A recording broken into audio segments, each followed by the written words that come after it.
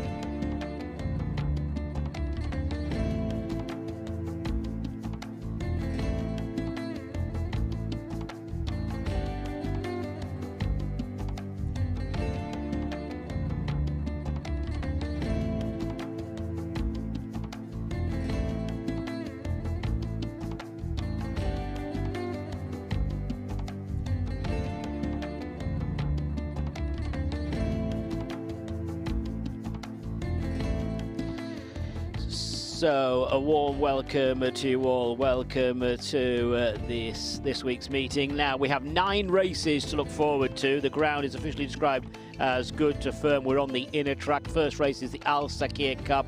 We're on the round course for this race, over 1,200 metres for the Arabian Breds. Race 2 is the late Sharaf ALAWI Cup. It's over 2,200 metres. It's for the Bahraini Breds, 0 to 60, the rating range there.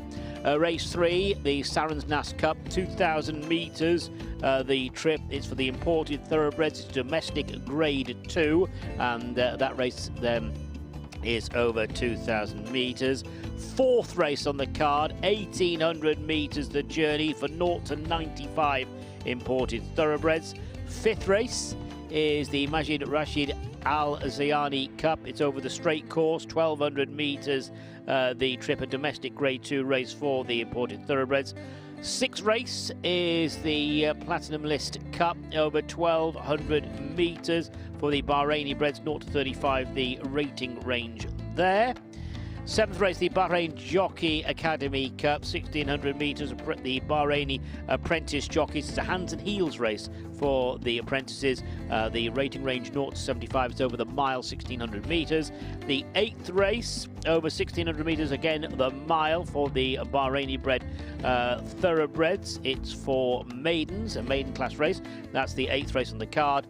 And the 9th race, again, the mile, 1,600 metres, the imported Thoroughbreds going to post here. So that's the card, 9 races.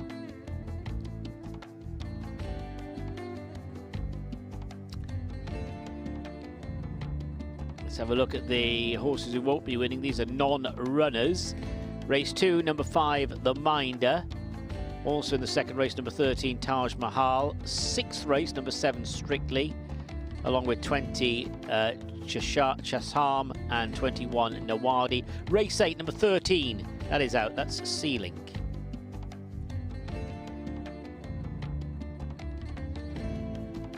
Jockey changes, let's have a look at these. Number 6, Kahelen Weld Umzareya, 1959 in our first race, is partnered by Hussein Asghar. 2nd race, number 1, Eric Ali Isa. Also in that 2nd race, number 14, RJ, is Diego Lima.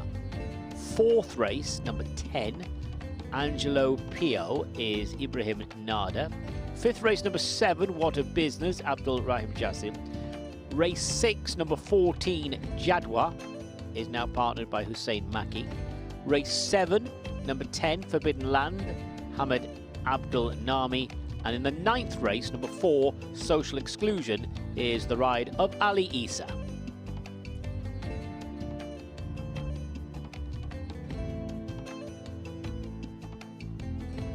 So let's take a look at the field for our first race for the Arabian Breds. It is the Sakia Cup. It's over 1,200 metres. This is the round course, bear that in mind. Number 1, Obeyan, 1893, Ibrahim Nada. 2, Al Saklawi, 1874, Abdul Rahim Jassim. 3, Krushan, M1080, Hussein Maki. 4, Kuhelen Afas, 1952, Ali Isa. 5, Kuhelen Weld Umzareya, 1838, Mohammed Jamil. And 6, Kuhelen Weld Umzareya, 1959, Hussein Asghar.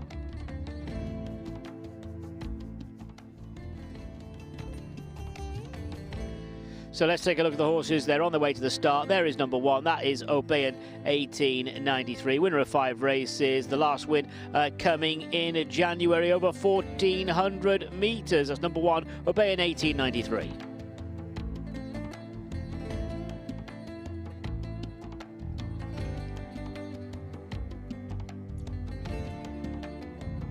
So as you can see, the runners are arriving at the start. Field of 6 here.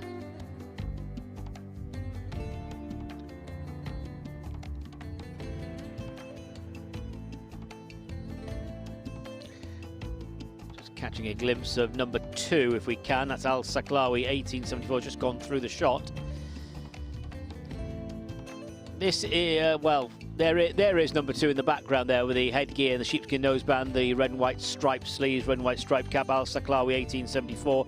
Abdul Rahim Jassim in the saddle, winner of 4 races. This horse last effort was at the end of January, finishing 3rd of 9 behind Tuwais on 1844 over 1400 metres. Big chance. That's number 2 Al-Saklawi 1874.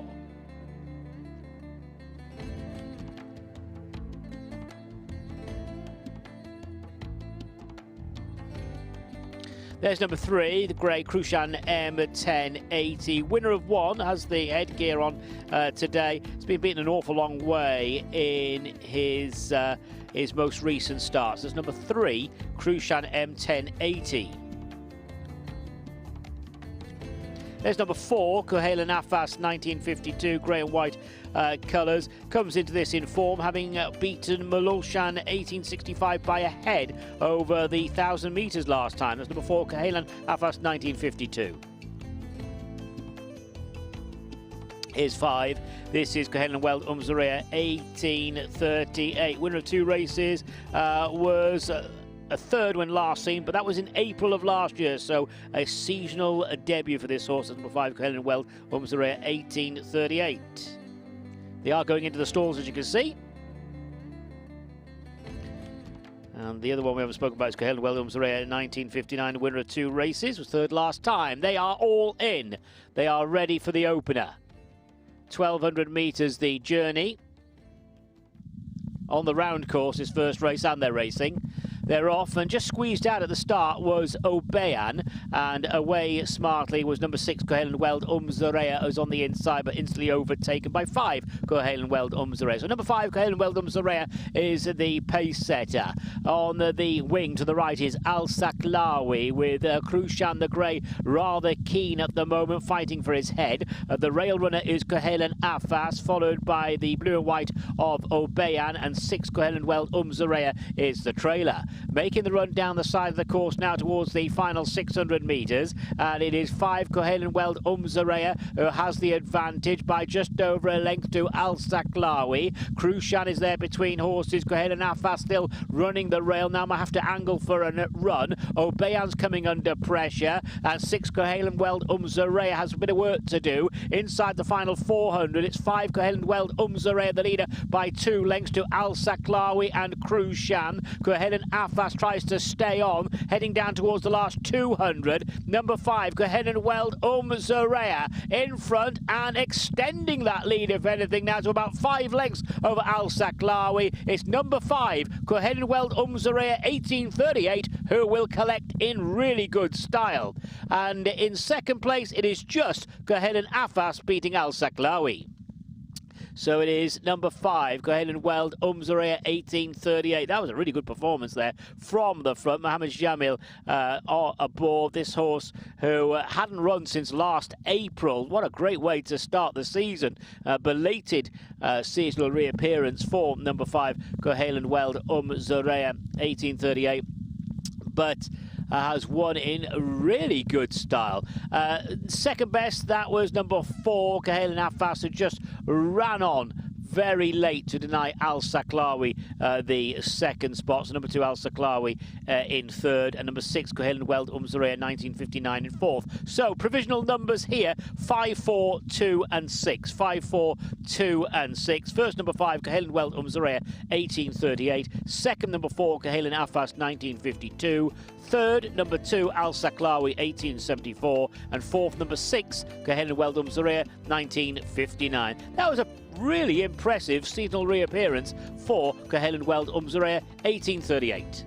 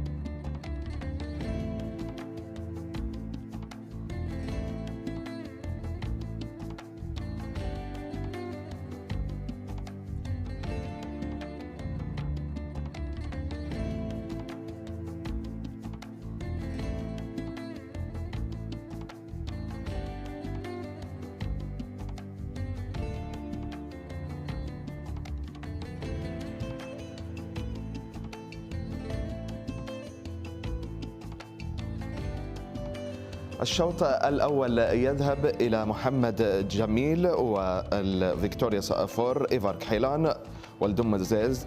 المسافة 1838 يحصد كأس الشوط الأول كأس الصخير. المسافة كانت 1200 متر. الجيادي الدرجة الثانية الثالثة الرابعة المبتدئات.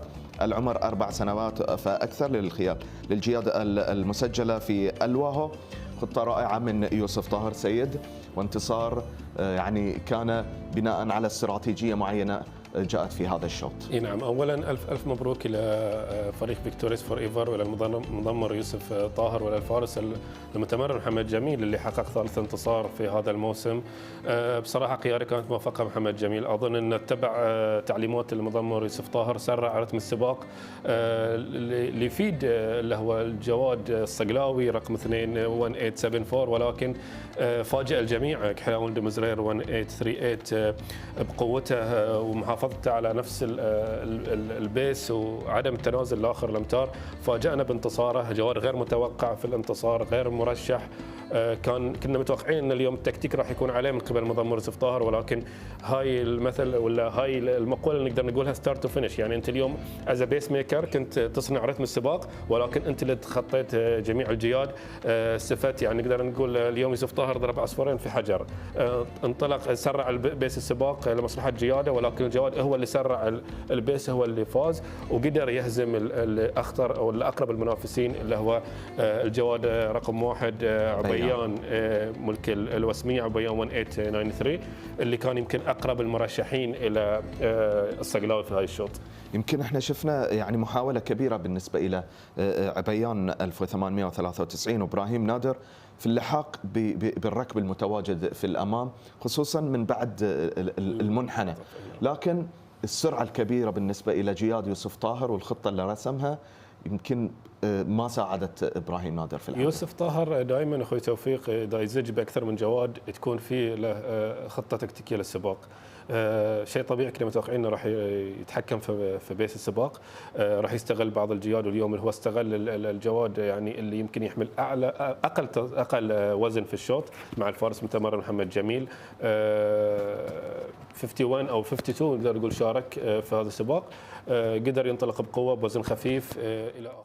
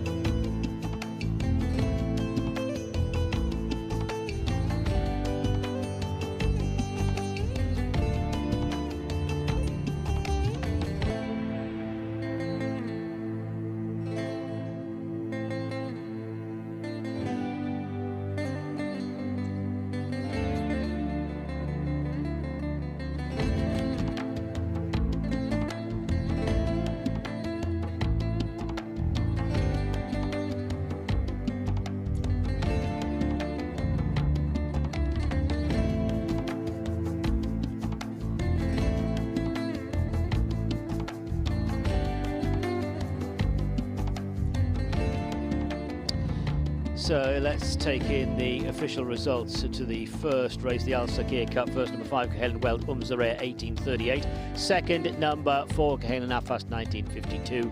Third, number 2, ALZAYANI, 1874. Fourth, number 6, Cahalan Weld, Zaire, 1959.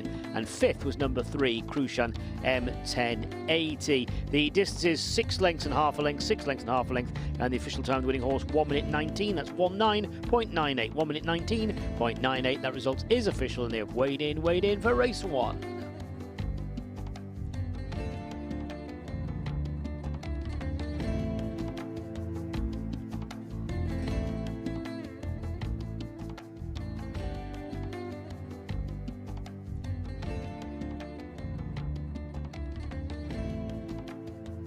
So let's take in the field now for our second race today. This is the latest Sharaf ALAWI Cup. Number 1, Epic, Ali Isa. 2 is Manshood, Mohammed Jamil. 3, Hadar, Sufyan Sadi. 4, Jurasalima, Ibrahim Nada, confirming that number 5, Minder, is a non-runner. 6, Hatab, Abdul Rahim Jasim. 7, Majara, Abdullah Faisal. 8 is Al Yatim, Benoit de la Sayet. 9, December, Hassan Al Safar. 10, Hercules, the mount of Hussein Maki. Number 11 is Bint Al Jazeera, Hussein Asghar. 12, Sinjar Alberto Sana. Scratch 13, that is a non-runner, Taj Mahal. 14, RJ Diego Lima. 15, Balboa, Stefan Lajaj. 16, Campolina, Edinson Rodriguez. 17, Me, and Rosie Jessup.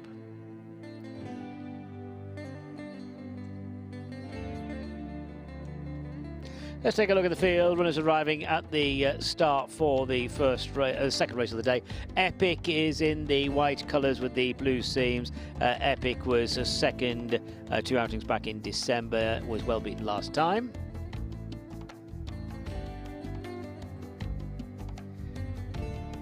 On to the blue and yellow colours. Wash with sweat there. That's number 2. Manshood was beaten over 22 lengths behind Phoenix a few weeks ago.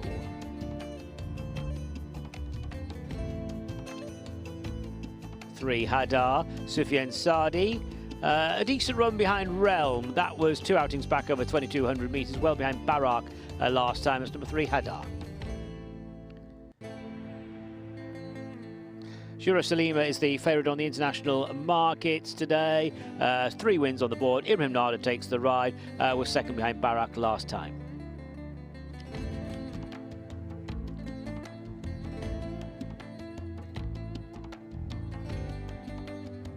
This is number 16. That was number 16 there, Campolina, in the black with the red star.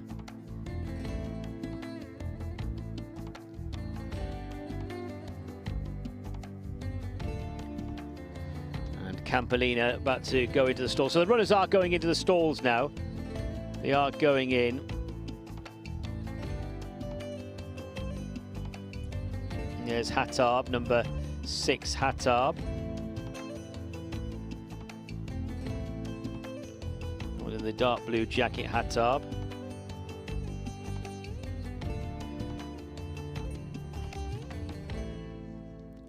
Hercules in the purple and white colours to the near side.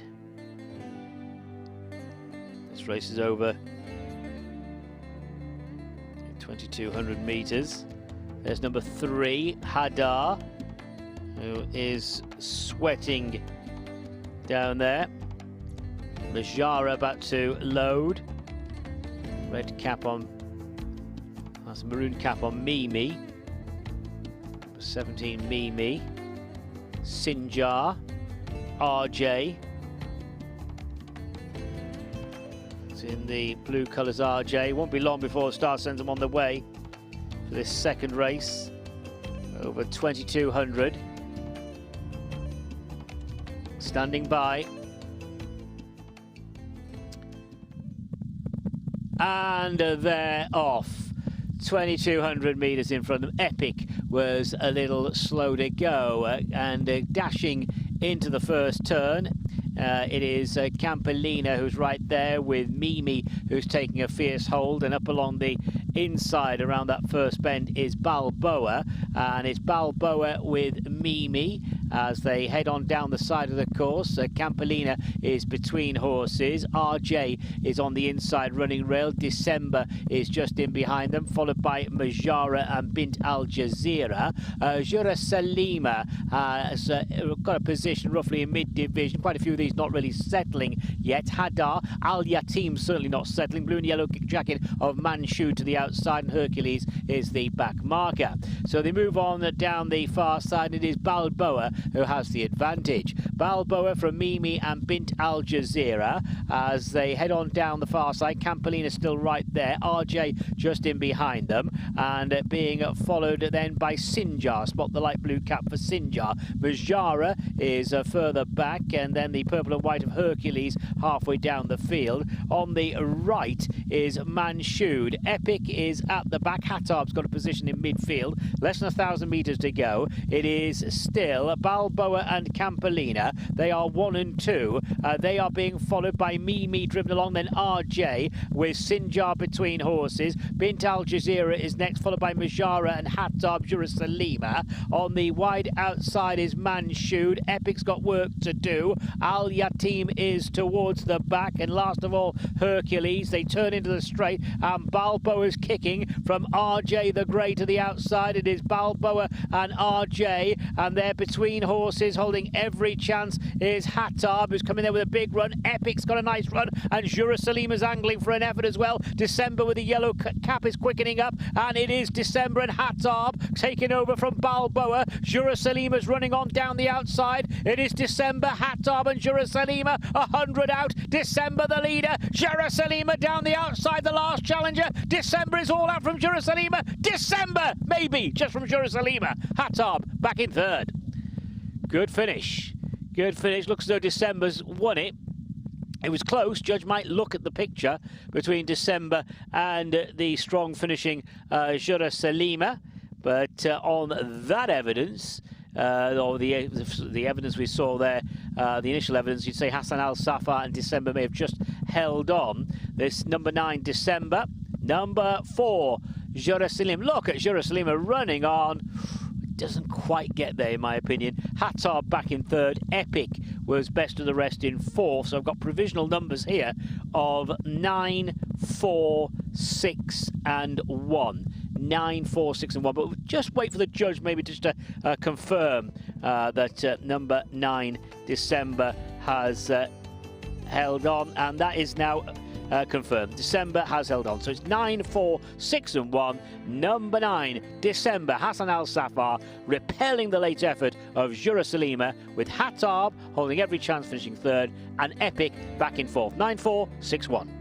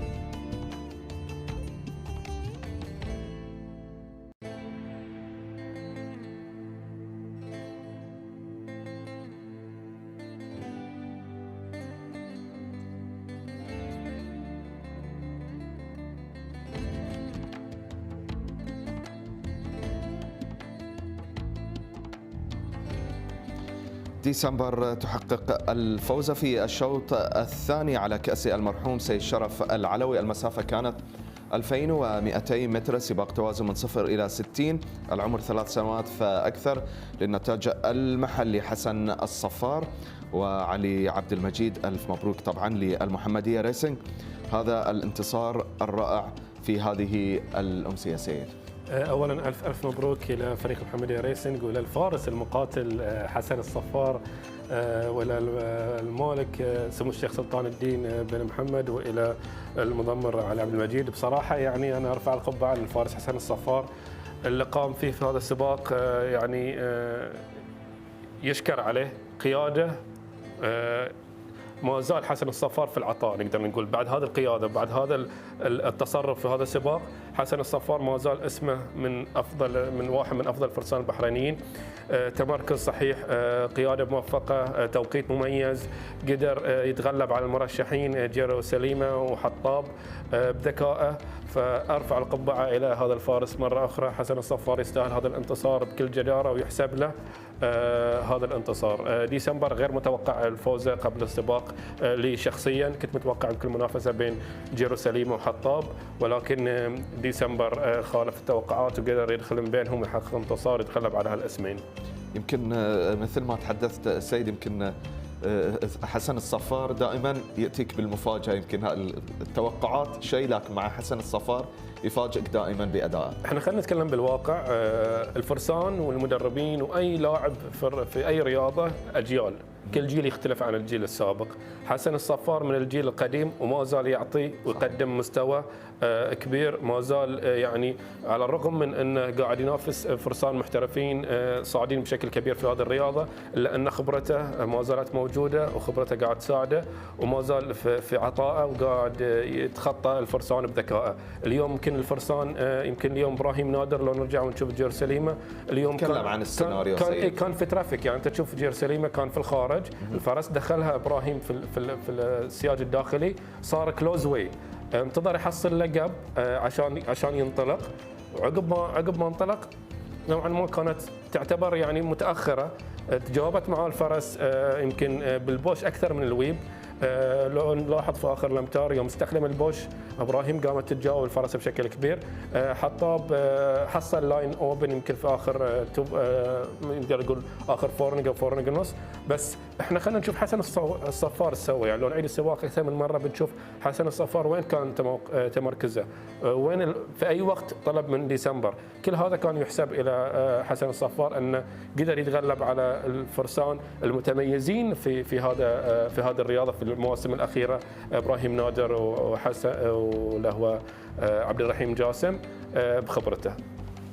اكيد. وابراهيم نادر ايضا سيد قدم سباق رائع، كان قريب جدا من تحقيق الفوز. مفاجاه حسن الصفار يمكن كانت انف الحصان هي الفارق في نهايه المطاف. خلينا نتكلم بالواقع. ابراهيم نادر الفارس المتصدر. ابراهيم نادر ما في اي شخصين يختلفون عليه انه هو من افضل الفرسان البحرينيين. اليوم كان يمتلك الفرس المرشحه في هذا الشوط، جير سليمه تعتبر المرشحه الاولى في هذا الشوط. مع العدد صار في ترافيك، يمكن ابراهيم ما توفق في اختياره للسياج الداخلي في توقيت، ولكن شفنا ابراهيم لاخر الامتار كان يسعى ويحاول انه يظفر بالشوط. الفرس اللي شاهدنا جيرو سليمه كانت تتجاوب بالبوش اكثر يمكن من الويب، انا شفت انه استخدم الويب اكثر من مره، ولكن بالبوش كانت تتجاوب بشكل اكبر.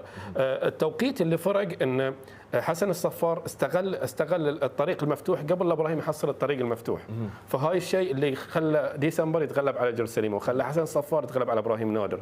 اليوم لو كان ابراهيم حصل اوبن لاين او اوبن واي مع توقيت مع حسن الصفار، يمكن نشوف تشالنج الى اخر الامتار، يمكن جيرو سليمه تتغلب على اللي هو ديسمبر. شهدنا منافسه حلوه بين ثلاث فرسان بحرينيين نفتخر فيهم، من افضل الفرسان البحرينيين يعتبرون في هذه الساحه في اخر المواسم. حسن الصفار انا قاعد اشيد فيه لان حسن الصفار اللي يعرف ويتابع هذه الرياضه، حسن الصفار من الفرسان القدامى اللي عاصر الاجيال السابقه، فاليوم يقدم هذا المستوى مع هذه القياده وبهالخبره وبهالتصرف، الصراحة يعني نقطة لازم نشير فيها ونتكلم عنها. أكيد تألق كبير بالنسبة إلى حسن الصفار، لكن أيضا سيد بالنسبة إلى إيبك التصنيف الأعلى قبل انطلاق الشوط، يمكن كانت الانطلاقة البطيئة أثرت على إيبك في نهاية المطاف. اي نعم، إيبك اليوم مع المتمرن علي عيسى، يمكن كان اليوم قيادة إيبك كانت للفارس الكويتي سالم العجمي، بعد غيابه انتقلت القيادة للفارس علي عيسى. علي عيسى يمكن حاول قيادة إيبك بالشكل المطلوب من قبل المدرب يوسف البعينين، حاول في آخر الأمتار وقدر يحقق مركز رابع. اليوم 3 كيلو جرام اللي كان نزلت الاونس بان فارس متمرن، فادت ابك في اخر الامتار، ولكن احنا اللي نشوفه في السباق انه كانت منافسه ثلاثيه لاخر الامتار بين نجوم. يمكن اللي فاجأنا ورد اقول ان ديسمبر يمكن كنت انا نوعا ما مو متوقع انه يدخل بمنافسه بهالصوره، هو دخل بمنافسه وقدر يتغلب. فاليوم بعد نشيد بالمضمر على عبد المجيد اللي قدر يجيب اللي هو ديسمبر بهالصوره ويخليه يقدم هذا المستوى.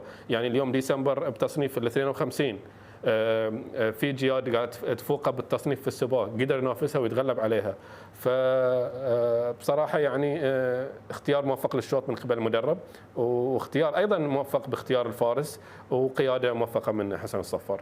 أكيد هذا بالنسبة إلى الشوط الثاني الذي شهد تتويج ديسمبر بالمركز الأول، تبعه جورسليمة في المركز الثاني، حطاب في المركز الثالث، وإبك في المركز الرابع. النتائج يمكن سيد قبل هذا الشوط لو تحدثنا راح نقول بأن هذا الشوط متكافئ، أغلب الجياد اللي موجودة يمكن إليها الفوز في هذا الشوط، لكن في نهاية المطاف الفرسان المتواجدين على هذه الجياد، ويمكن أنت تحدثت أيضا أن خصوصا جورسليمة وحطاب كانوا من أكثر المرشحين لهذا الشوط. يعني بناء على المنافسة الثلاثية النتائج النهائية صح. يمكن تكون نوعا ما يعني مثل ما هي متوقعة. ايوه، احنا نتكلم من ليش رشحنا قبل الشوط، او ليش كانوا مرشحين جيروسليمة بالاضافه الى حطاب.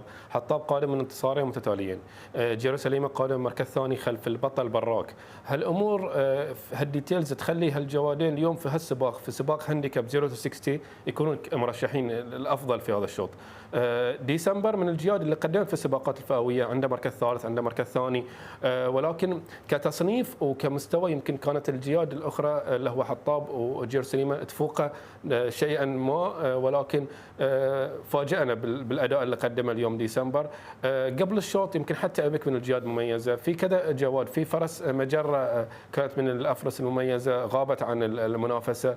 عندنا هيركليز من الجياد ايضا مميزه، اليوم ما قدر ينطلق في المقدمه، جواد يحب يكون في المقدمه، انطلق انطلاقه متاخره وظل في المراكز المتاخره. شفنا يعني سباق جميل. توقعنا يمكن يكون الجواد اليتيم ممثل محمد اسطبل محمد خالد ابراهيم يكون كورقه تكتيكيه لجيرو سليمه، ولكن اليتيم احتفظوا فيه ايضا المدرب حيدر ابراهيم اصر انه يحتفظ فيه وما شفناه في المنافسه. في بعض الامور والديتيلز البسيطه اللي كانت في السباق فادت جياد وضرت جياد اخرى. احنا لا ننسى اخوي توفيق ان سباقات الهانديكاب دائما نشهد فيها المفاجات، واليوم صحيح. المفاجاه الحلوه بالنسبه لي، ويمكن غيري ما يتفق معي وكان مرشح ديسمبر، ولكن انا شخصيا ما كنت مرشح ديسمبر، فاعتبر اليوم اداء ديسمبر وانتصاره في الشوط بهالطريقه مفاجاه كان.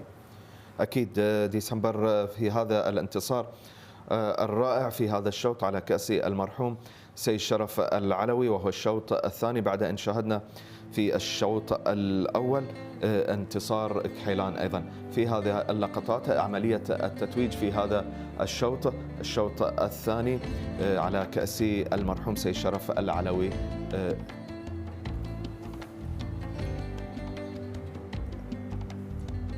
خالد توفيق العلوي يتوج الفائزين بكأس المرحوم سيد شرف العلوي. المحمدية ريسنج الفريق الذي انتصر في هذا الشوط مع الأداء الرائع لديسمبر في هذا الشوط مع حسن الصفار وعلي عبد المجيد.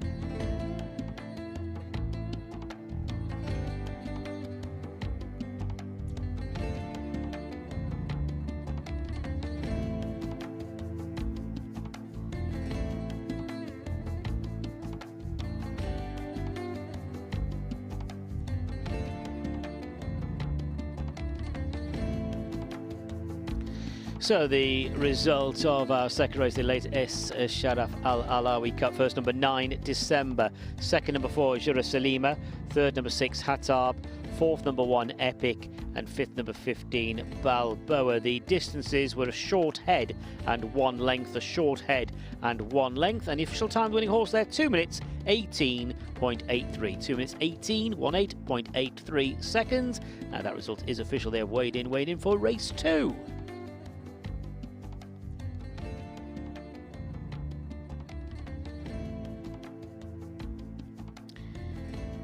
So let's take a look at our next race, and this is race number 3 on today's programme.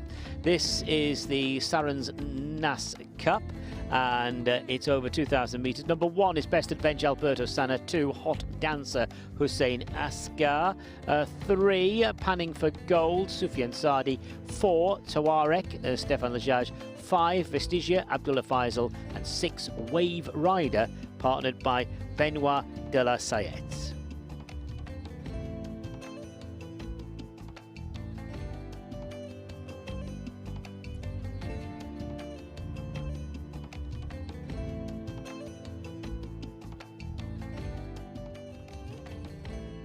So this is a domestic Grade 2 race. Let's take a look at the horses now in the paddock, and we're looking at Best Adventure. Now, Best Adventure has had a couple of starts in the Kingdom, was trained in the United Kingdom, was a winner at Newcastle back in October, formerly trained by Andrew Balding. That is number 1, Best Adventure. Number 2 is Hot Dancer. This horse was in good form back in December, winning a couple of times here in the Kingdom over 2,000 and 2,200 metres. Last time out ran in the Anchorman Cup, part of the Turf Series. Decent run that, behind Doing My Nut In, finishing 4th. That's number 2, Hot Dancer.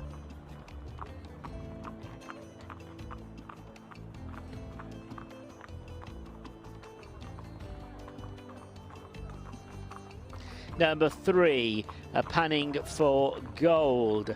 Ran 3rd behind Caliph. That was last time in listed company. That was a good race behind Caliph, and Bedouin Prince was beaten 2 3/4 lengths on that particular occasion. Just looking back, the last time though this horse scored, hit the bullseye, that was some time ago. That was in February 24, winning the Howden Cup on that particular day. That's Panning for Gold, number 3.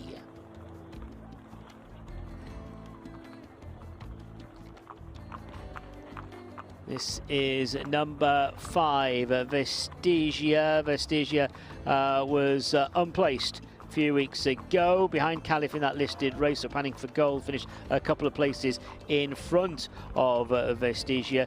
Vestigia's last success, well, it's some time ago. It was in Ireland. That was at Roscommon in September 24. That's Vestigia.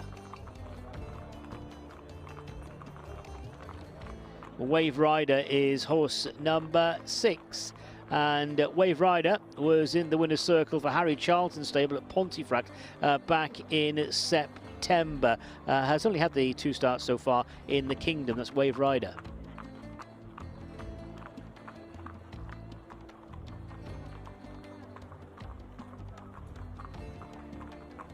And we're looking at number 4, horse who needs no introduction to the scene here in the Kingdom. This is Tawarek. Tawarek did win back in November, won over 2,200 metres. On that occasion, beat Panning for Gold. That is Tawarek.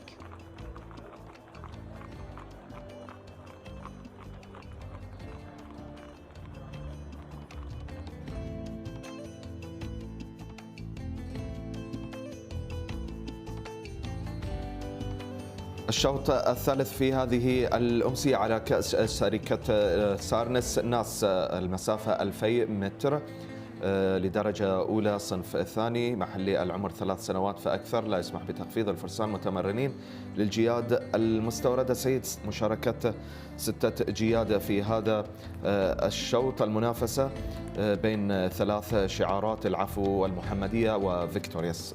نعم، الشعارات الحمراء الخطيرة نقدر نقول. صحيح. والكبيرة يعني.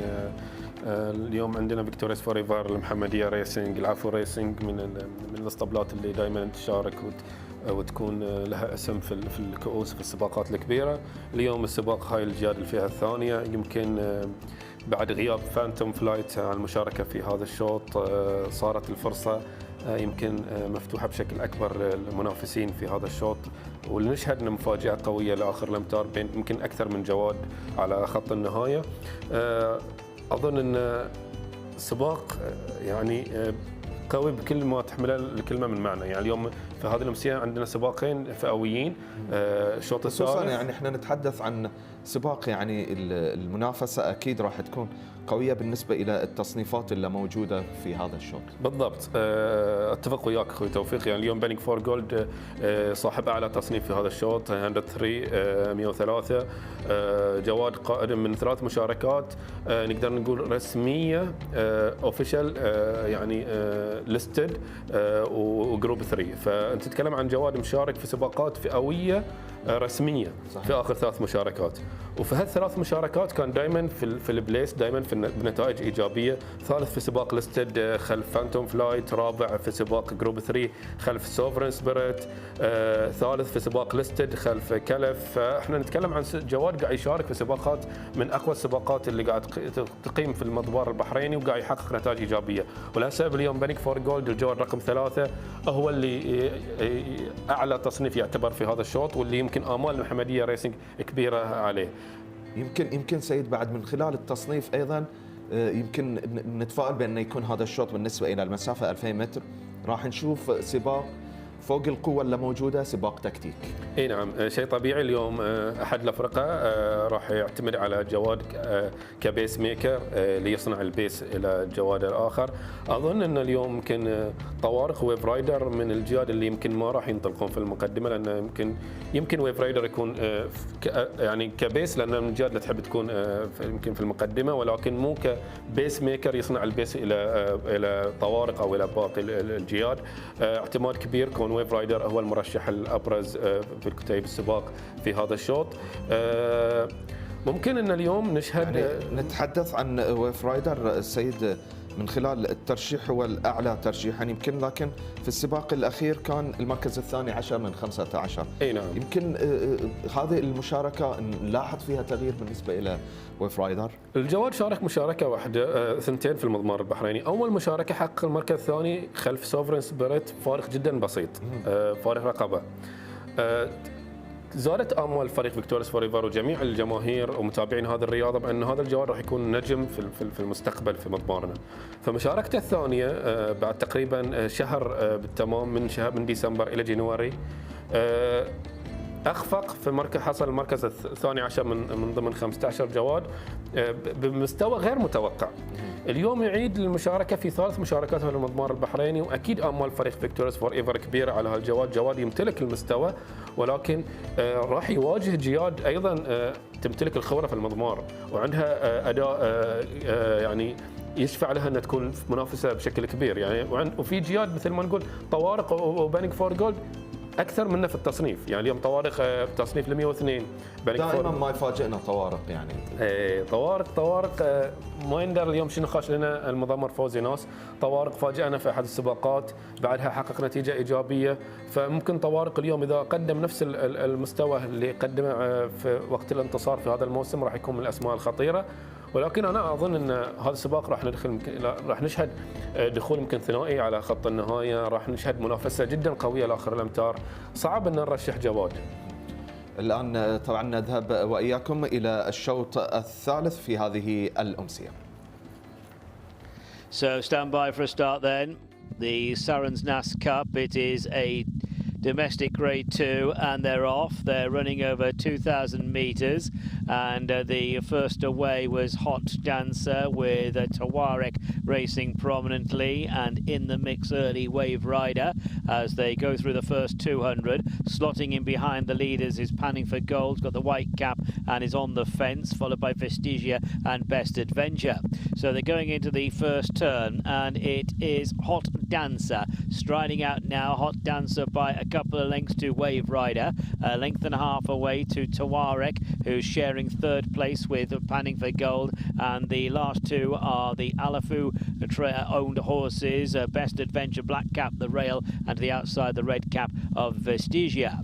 Going on down the far side towards the final 1200 metres, and it is Hot Dancer striding out with a length and a half lead over Wave Rider, and those two are just in front of Panning for Gold and Tawarek. Best Adventure still there on the rail, and Vestigia alongside. Running out towards the 800 metre marker and the end of the back straight, and it is still Hot Dancer who is showing the way to this lineup. Wave Rider, Benoit de la Sayette, firmly has his sights on Hot Dancer at the moment. Hot Dancer followed by Wave Rider, and then Panning for Gold and Tawarek, and the last two as they turn in of Vestigia and Best Adventure. Heading now towards the final 400 metres. The pace has really cranked up, and it is Hot Dancer and Wave Rider coming to challenge. Over on the far running rail is Panning for Gold. Got a beautiful run up the far running rail. Heading down towards the last 200 metres, it's Wave Rider on the outside of Panning for Gold. Panning for Gold in front, entering the final 200 from Wave Rider. Best Adventure's now in the clear and beginning to run on, but it's Panning for Gold. Got that beautiful run up the running rail, and Panning for Gold is the winner. Best Adventure in second place, and third, Wave Rider. So it is number 3, Panning for Gold. Al Mohammedia Racing once again with the winner, and by my calculations that they are flying high in the Owners' Championship. Al Mohammedia Racing, I think it's something like 37 winners now for the season. This horse, Panning for Gold, trained by Mohammed Hassan and Sufyan Sadi, was aboard. That was his 7th winner of the season. So Panning for Gold coming out on top. Second place, well, running on right at the finish there was Best Adventure, but just couldn't get to Panning for Gold. Got a beautiful run up the far running rail, and Panning for Gold has beaten Best Adventure. Looks as though Wave Rider may have clung on for third position. So that's 3, Panning for Gold, the winner, 1, Best Adventure second, and looks as though Wave Rider, number 6, was in third place. But it was a nice performance there from Panning for Gold. 3, 1 and 6, 3, 1 and 6, the numbers in the frame. And I'm hearing that the 4th horse was number 2, Hot Dancer. 4th, number 2, Hot Dancer. 3162, 3162.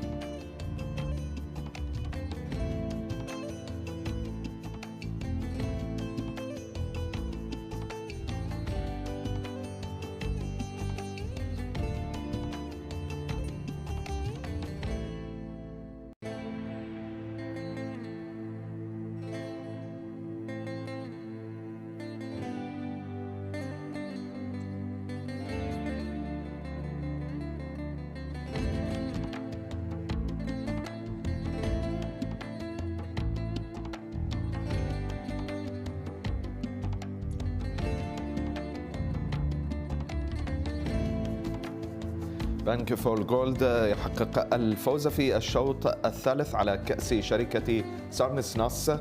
المسافة كانت 2000 متر. السباق رائع وانطلاقة رائعة سيد، يمكن تصنيف الأعلى، المشوار رائع لهذا البنك فول جولد، وأخيرا في هذا الانتصار الرائع، يمكن انتصار في جزء كبير من الأريحية. صح. انتصار جميل إلى فريق محمدية ريسنج وإلى المضمر محمد حسن وإلى الفارس المحترف سفيان سعدي. نبارك لهم ونبارك لسمو الشيخ سلطان الدين بن محمد وأخوانه. بصراحة يعني يمكن المفاجأة مو الانتصار، المفاجأة طريقة الانتصار. صحيح. الجواد بأقل مجهود بكل أريحية قدر يفوز. يمكن الفارس سفيان سعدي استخدم الويب لمرة واحدة بس، يعني كان حتى يمكن ما كان يحتاج استخدام هذا الويب. طريقة الانتصار بينك فور جول في سباق اليوم كانت مفاجأة. جواد يستحق أن يكون صاحب أعلى تصنيف في هذا السباق. قيادة الفارس كانت مميزة. انا يمكن شخصيا ما توقعت انه يفوز بهالطريقه بصراحه، ولكن قاعد يثبت هذا الجواد من سباق لاخر انه هو عنده المستوى. ذكرت لك قبل الشوط قلت لك توفيق الجواد سباقين ليستد رسمي مشارك، سباق جروب 3 في اخر 3 مشاركات جروب 3 وسباقين ليستد، كان دائما في نتائج ايجابيه، مركز ثالث رابع ثالث. فهاي الامور كانت تشفع له انه اليوم يكون صاحب اعلى تصنيف ويكون مميز في هذا الشوط. يمكن في هذا الشوط بالنسبه الى بينج فور جولد من البدايه ايضا الاستراتيجيه اللي اتبعتها فريق المحمديه ساهمت في انه يكون الفريق في مقدمه السباق وفي نهايه المطاف خطف الفوز. بالضبط. اليوم هو الدانسر عمل البيس كان بيس ميكر، صنع البيس بشكل جدا جميل لهذا الجواد. يمكن ما خلى ويف رايدر الجواد اللي يحب يكون في المقدمه انه ياخذ اريحيته وينطلق في المقدمه مثل ما يحتاج الجواد. ويف رايدر اليوم يمكن اول سباق اللي شفناه من الجهات اللي تحب تكون في المقدمه، فاليوم ما انطلق في المقدمه، حصل امام هو الدانسر. يمكن هاي الشيء اللي سبب له بعض الازعاج وعدم اريحيه في تمركزه في المركز الثاني، ولكن فاد جدا، فاد تعتبر فائده كبيره الى الجواد بينج فور جولد اللي حصل البيس اللي هو يحتاجه وقدر يحصل. تشوف لو السياد الداخلي كان مفتوح له من قبل هو الدانسر اللي هو الجواد اللي نفس المالك، وانطلق بكل اريحيه. هنا نشوف سفيان سعدي يمكن هو الجواد الفارس الوحيد اللي قاعد يحرك خفيف بس في اليد، بقايا كانوا يدفعون ويستخدمون العصا. فاخر الامتار يوم بس استخدم سفيان سعدي طلب من الجواد ان انطلاقه جاوب بشكل جدا كبير، ويب واحد الحين بيحصل الجواد، من بعد هذا الويب خلاص حسم نتيجه السباق. ويب للتنشيط فقط. اي نعم للتنشيط. نعم. الانطلاقه كانت منفرد تقريبا. يعني الجواد اليوم لو سفيان سعدي طلب من جواده في وقت اللي الفرسان جميعهم طلبوا من جياد يمكن كان الفارق اكثر من هذا الفارق. اكيد.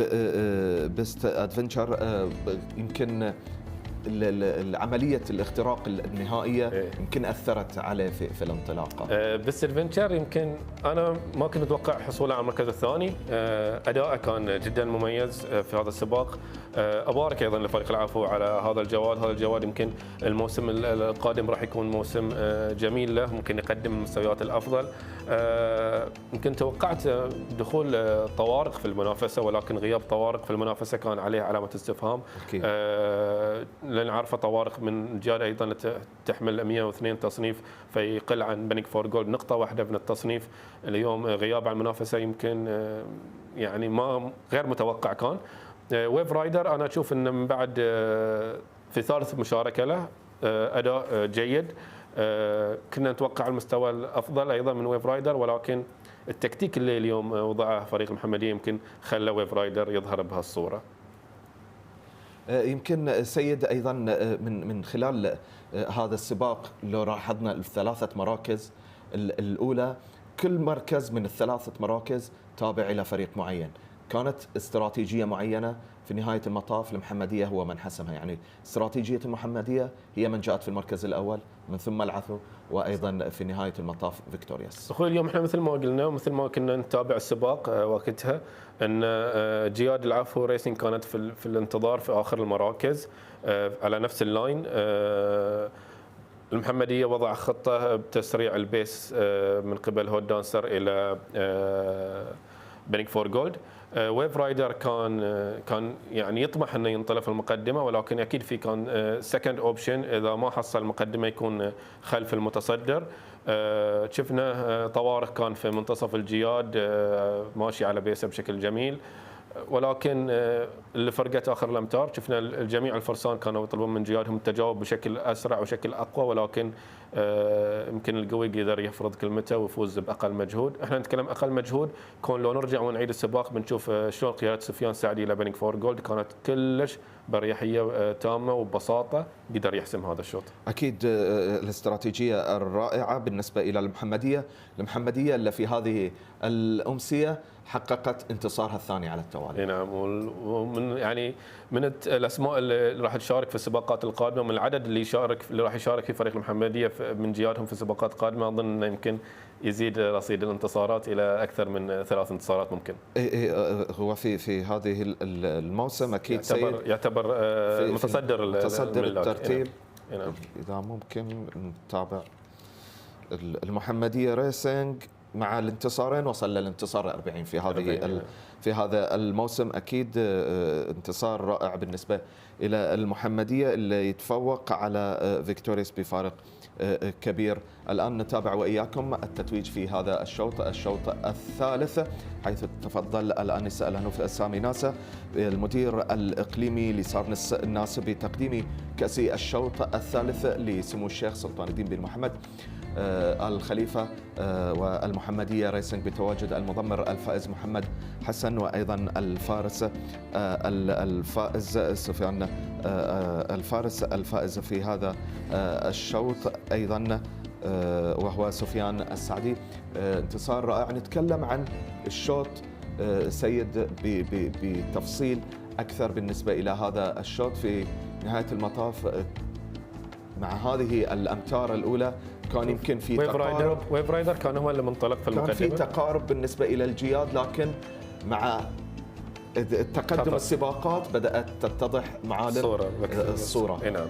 كل فريق كان بالجوادين المتواجد، يعني الآن المحمدية الجوادين الأول، بعدهم فيكتوريوس، بعدهم العفو ريسنج. نعم. يمكن هوت دون سيرف كان في المقدمة، من بعده اللي هو ويف رايدر. بنك فور جولد كان في السياج الداخلي. في السياج الخارجي شفنا بس ادفنتشر. طوارق كان بشكل جدا جميل متمركز، ولكن ستيفن لاداج عندما طلب من الجواد يمكن ما جاوب معه بالصوره المعتاده. هسه ما شفنا اندفاع الطوارق المعتاده في اخر الامتار. يعني احنا من بعد ما شفنا في اخر الامتار تجاوب الجواد بنك فور جولد، يمكن اخوي توفيق غابت عيننا وانظارنا عن الجياد اللي في المجموعه الثانيه، لان انت شوف طريقه الانتصار، شوف سفيان سعدي حاليا لحين ما طلب من جواد ممسك حاليا ممسك الجواد، بعكس ويف رايدر اللي قاعد يستخدم الصوت الفارس بنوا وسفيان سعدي تو قاعد يطلب. فهاي الدليل، هاي اللي نقدر نترجم فيه السباق بشكل عام، ان فوز الجواد بنك فور جولد كان فوز باقل مجهود وبراحه. اكيد انتصار رائع لبنك فور جولد في هذه الأمسية، وهو الانتصار الثاني للمحمدية بويب واحد فقط. بنك فور جولد إلى المركز الأول.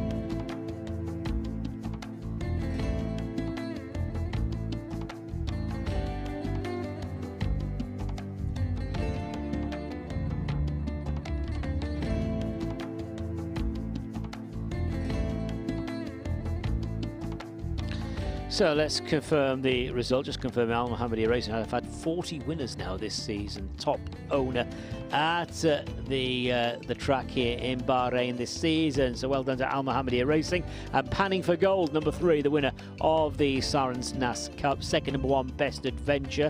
Third, number 6, Wave Rider.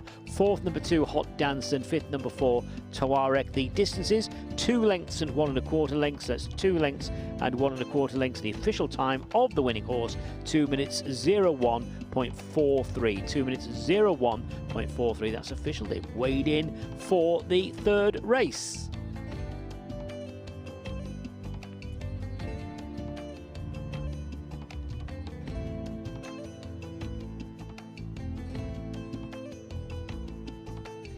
So let's pick up the field for the next race, race number 4. We have revised race times. This race is due to go in around about 10 or 12 minutes time. Let's have a look at the field. Number 1 is Refreshment, Abdullah Faisal. 2, Roller Jam, Stefan Lajaj. 3, Knight of Honour, Kasim Jamil. 4, Memento, Alberto Sana. 5, Burglar, Lee Newman. On to 6, Phoenix Passion, Hussein Asghar. 7, Merlin's Beard, Hassan Al Safa. 8, Mr. Irrelevant Hussein Maki, 9 Batiford Boy, partnered by Abdul Rahim Jassim. 10 is Angelo Pio Ibrahim Nada, and 11 Sky Advocate Sufyan Sadi.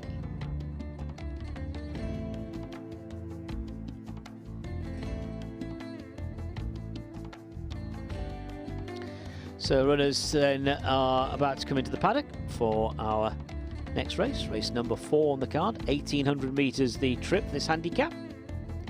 The horse is rated 0 to 95.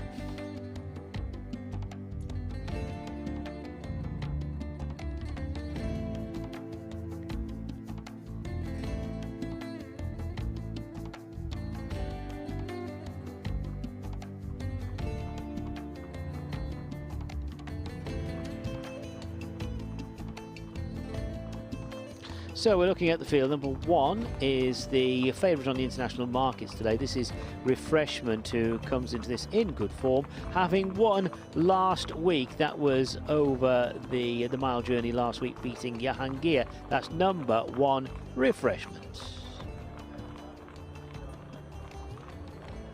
2 is Roller Jam.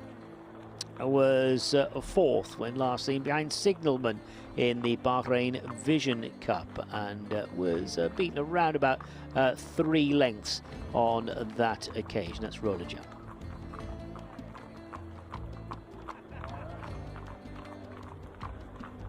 Three is Knight of Honour. Unplaced behind Califin Listed Company last time, panning for gold. Was in that race, certainly franked the form there in good style in that previous race. Roughly this time last year, this horse was in good form, winning a couple of races in February of last year. That's Knight of Honour. On to number 4, Memento. Memento was 6th of 15 in that race, won by Signalman, the BAHRAIN Vision Cup. In February. That was the last run for this horse.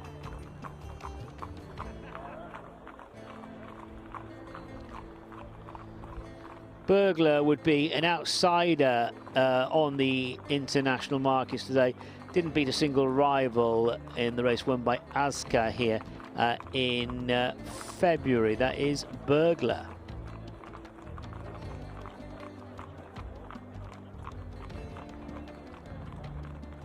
Six is Phoenix Passion. There is Phoenix Passion. Good close-up of Phoenix Passion. Was knocking on the door earlier on in the season with some placed efforts, and in fact started the season in good style with a win in November. That is Phoenix Passion.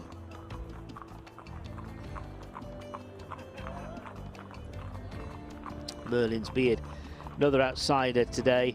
11th of 15 in the Signalman race in February. That was the last run. Last win for this horse was in the Anchorman Cup in January of 25.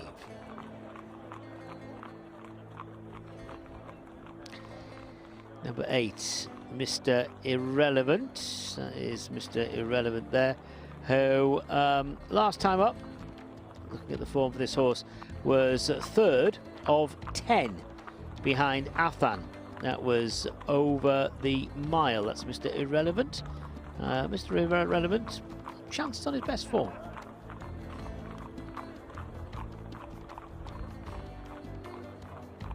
Nine, Batiford Boy, 12th of 15 in that Signalman race. They all seem to be involved in that race. That was in February. Batiford Boy himself, though, was a winner, beating Refreshment by 3 lengths. That was over a slightly longer trip. That was roughly the 2,000 metres here in January. That is Batiford Boy.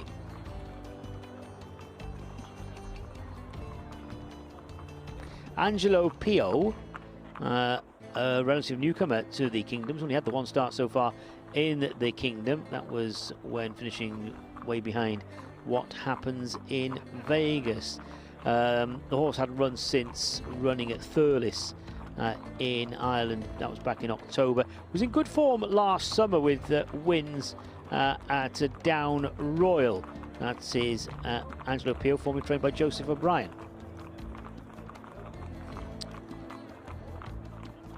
And Sky Advocate, the grey, greeted the judge in January when beating Hard Tail. That was over a slightly longer trip.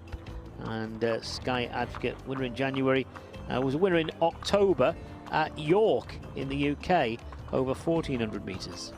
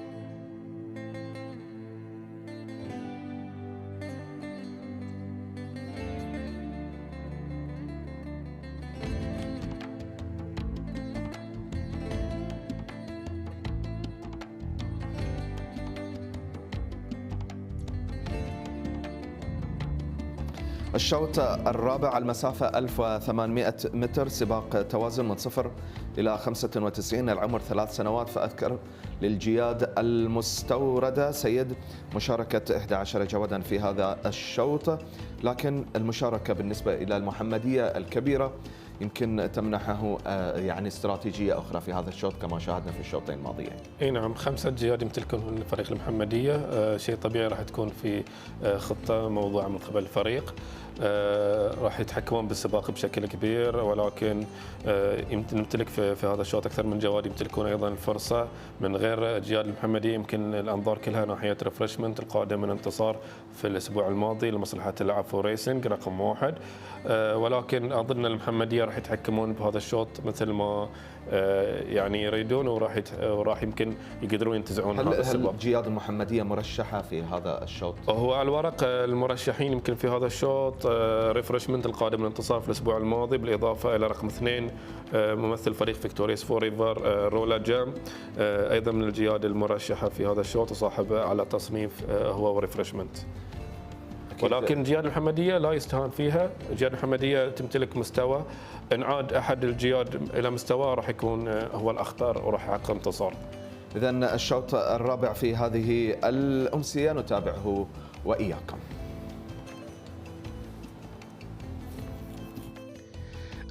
So the runners are going in. So this is 1800 meters, the trip. And looking at Memento here. Memento with the black cap. Race for the imported Thoroughbreds. Memento taking some encouragement to slot into the starting stalls. They're all in. So 1800 the trip.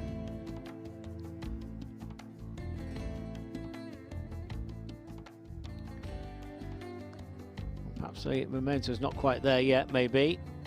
It's a long hold. Starters holding them.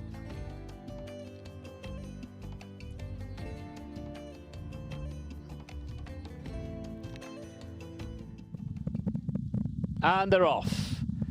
So after a long hold, bustled along on the inside is Knight of Honor to get going. At the back, poor start from Burglar. That one didn't start alertly. Battyford Boy began well though. Going into the first turn, Sky Advocate is also on the premises, but it is Knight of Honor, Battyford Boy and Sky Advocate. They are the leading three, with Memento right around the field with the black cap. Leaders are being followed by Phoenix Passion, who is currently in company with Sky Advocate. Racing keenly to the inside comes Roller Jam. Going on down the back, and it is Memento in front by a length and a half. Memento from Battyford Boy, Knight of Honor, and then Sky Advocate with Phoenix Passion keen.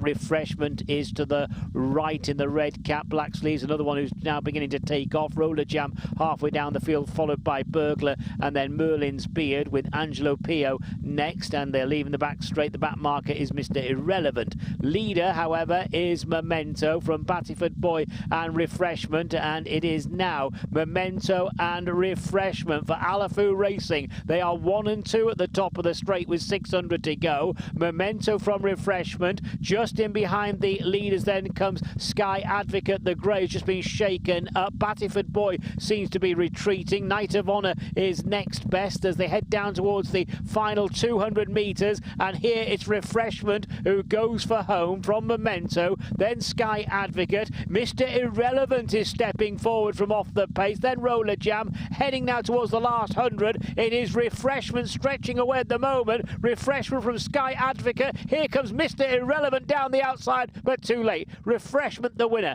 Mr. Irrelevant second. Sky Advocate is third. So it is Refreshment who goes on to win. Number 1, Alafu Racing. We're holding a very strong hand turning into straight with both Refreshment and Memento occupying the first 2 spots. But Refreshment, Abdullah Faisal, Jabba Ramadan, Alafu Racing have struck here. Mr. Irrelevant got going really late on in the piece, really did run on towards the finish, just as Memento is retreating. So it is Refreshment the winner. Second, number 3, the second, number 8, that was Mr. Irrelevant. Third was Sky Advocate, and fourth was a Roller Jam number 2. So let's confirm those numbers. First, number 1, Refreshment. Second, number 8, Mr. Irrelevant. Third, number 11, Sky Advocate, and fourth, number 2, Roller Jam. Nice performance there from Refreshment, winning really well. The favourite on the international markets this afternoon, and coming here on the back of that win of last week over the mile. It is 1-8-11-2.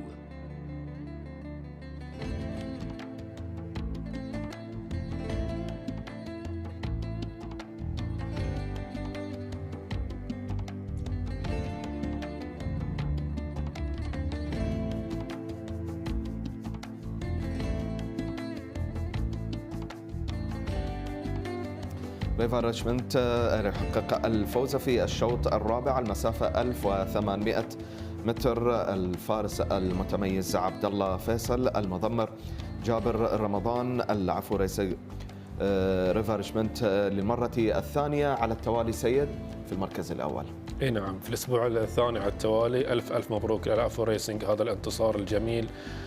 بصراحه يعني الاسبوع الثاني على التوالي قدر الجواد يقدم نفس المستوى ويحقق الانتصار على اسماء اليوم تفوق الاسماء اللي شارك معاه في الاسبوع الماضي وقدر يتفوق عليها.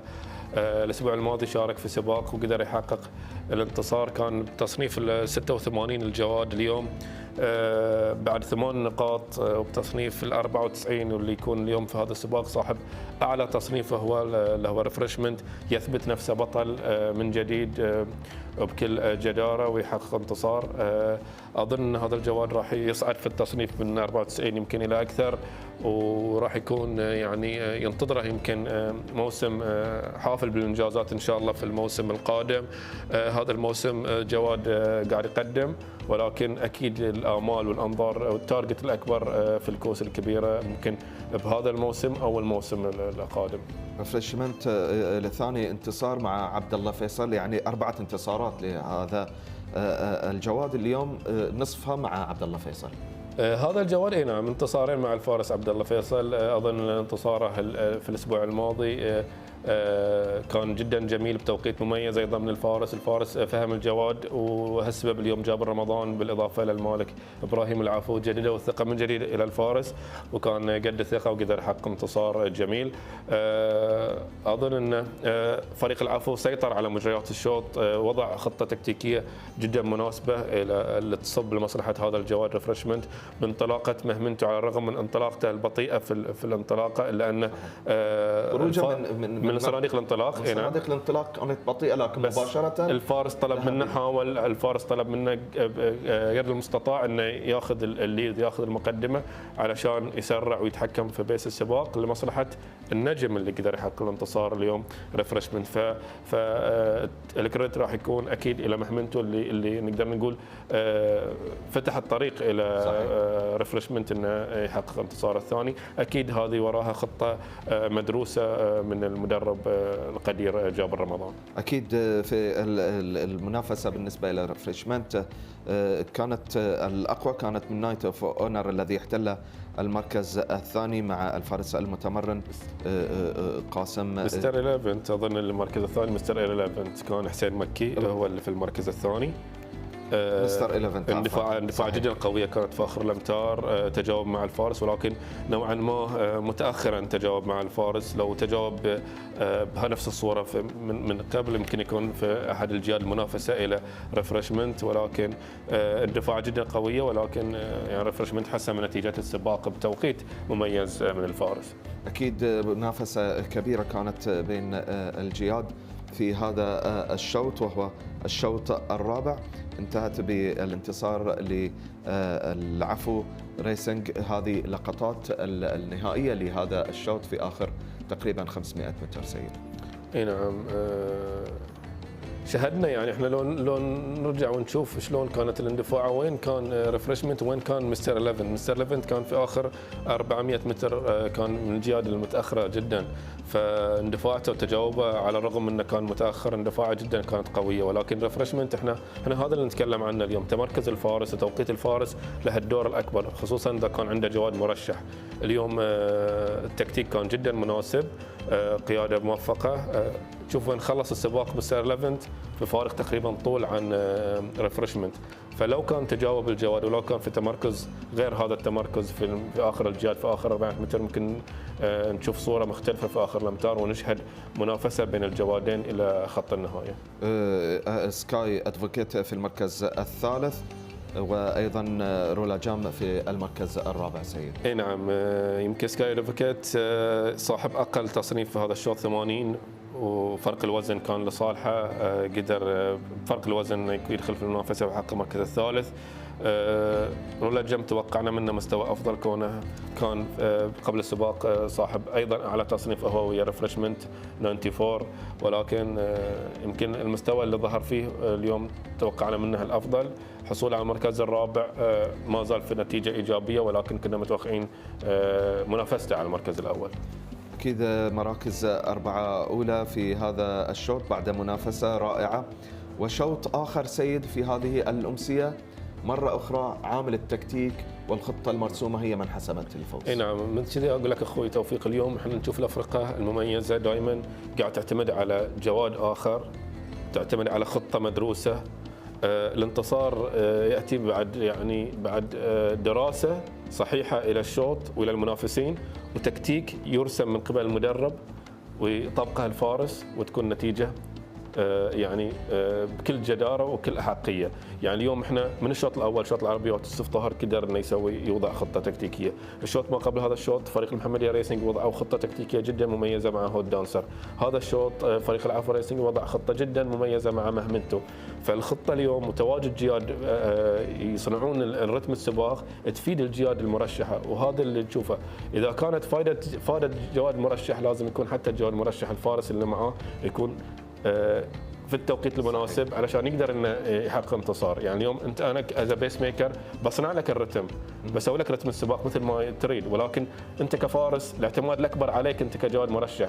الفارس اليوم اذا كان في انتباهه الصحيح وفي توقيته المميز وفي قيادته وفي يومه راح يخدم الجواد بشكل اكبر ويحقق انتصار. اكيد. وفرسان المملكه البحرين المواطنين متميزين جدا في هذا الموسم وايضا في المواسم الماضيه. شكرا جزيلا لك على هذا التواجد السيد. كل الشكر لك اخوي، واتمنى لو يعني حللنا تحليل بسيط ووضحنا الصوره البسيطه للمشاهد الكريم، وكل عام وانتم بخير مجددا. ان شاء الله. لا طبعا راح نشوفك ان شاء الله في مناسبات قادمه، لكن مع هذه النهايه بالنسبه الى الاشواط الاربعه. سيد، في الاشواط القادمه قبل ان تتركنا في الاشواط القادمه، ما هي توقعاتك بالنسبه الى الاشواط القادمه؟ وهل الاثاره والتكتيك اللي شفناه في الاشواط الاربعه الاولى من الممكن ان نتابعها في الاشواط القادمه؟ بصراحه انا قاعد انتظر الشوط الخامس على نار، يعني انا يمكن الحين بخلص بنزل بس انتظر هذا الشوط، لانه راح يكون اقوى سباق في هذه الامسيه، سباق السرعه مسافه 1200 متر، سباق فئوي. راح نشهد فيه مفاجاه جدا، راح نشهد فيه منافسه جدا قويه بين البطل المميز في هذا الموسم الجواد شندقه بالاضافه الى جواد حسن من فرح العجمي دريم اوتلود.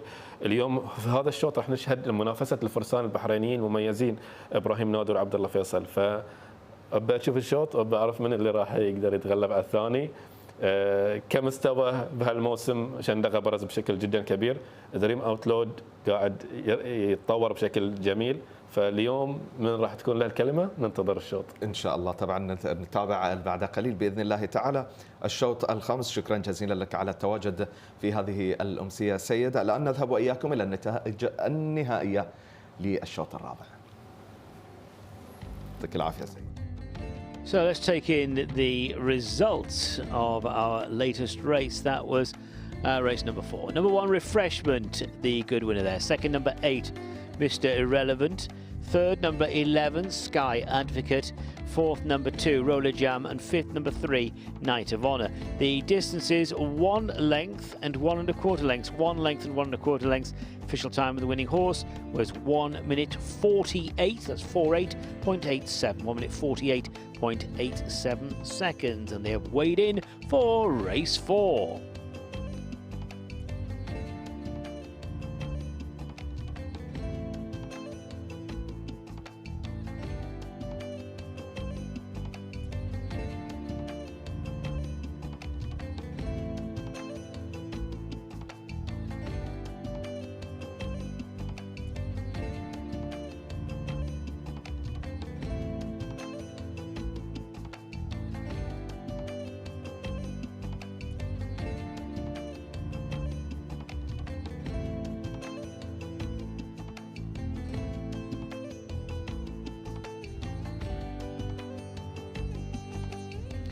So let's take a look at the field for our next race, race number 5 on today's card. Number 1 is Divast, one of the top raced horses here in the kingdom. Sufyan Sadi in the saddle. Number 2, Chandigarh Ibrahim Nada. 3 is Dream Out Loud Abdullah Faisal. Number 4 is Redemption Time Alberto Sana. 5, Arabian Sun Hassan Al Safar.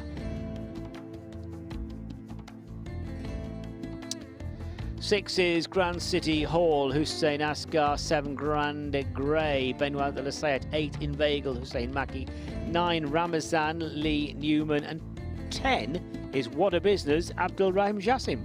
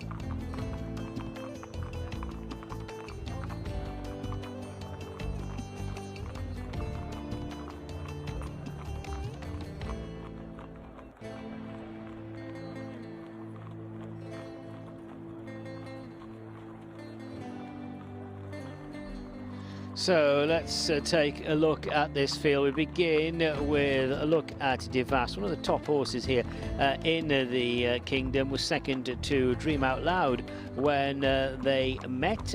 Grand Grey was involved in that race, so was Inveigle. That was a domestic Grade 2 sprint here in February. Devast was beaten 6 1/4 lengths. Dream Out Loud was pretty impressive that day. Remember, this is a domestic Grade 2 as well. So that is Devast number 1. Chandigarh is the favourite on the international market, in good form, winning the Howden Cup. That was a Group 2 contest. That was a Grade 2 contest last time. That was over the 1200 metres. Beat Desert Cop, Devast and Grand City Hall that day. That's Chandigarh number 2. He's been in good form overall this season. Also a winner in January as well. Yeah, one of the top sprinters here in the Kingdom, Chandigarh. Number 3, as they go around the parade ring, is Dream Out Loud. We've already mentioned Dream Out Loud, who won here last time, beating Devast by an impressive 6 1/4 lengths. That's number 3, Dream Out Loud. Big chance.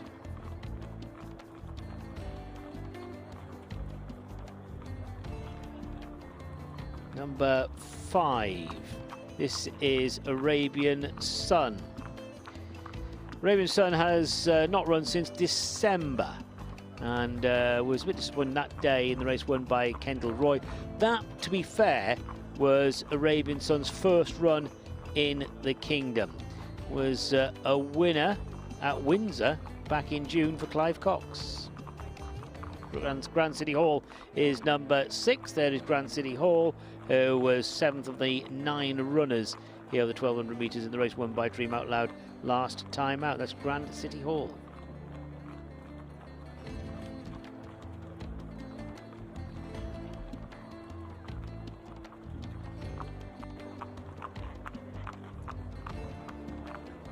Grand Grey, number 7. Grey, gelded son of Havana Grey.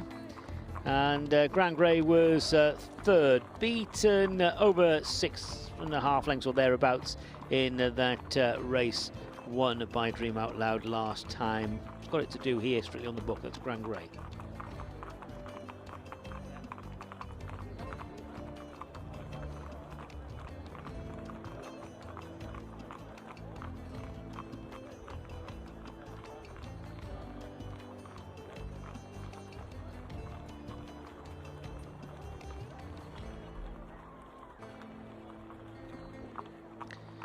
Inveigle was 4th in the Dream Out Loud race. Just looking at that race, Dream Out Loud won, Devast 2nd, Grand Grey 3rd, Inveigle was 4th, the Grand City Hall was 7th, so they all renew a rivalry here.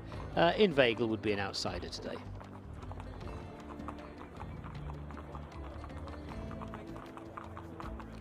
Ramazan is number 9, 12 to 14 behind Bacento. Over 1400 metres last time out. Ramazan's last win, it was, you've got to go back some time. That was at Chepstow in August 23 for Richard Fahey.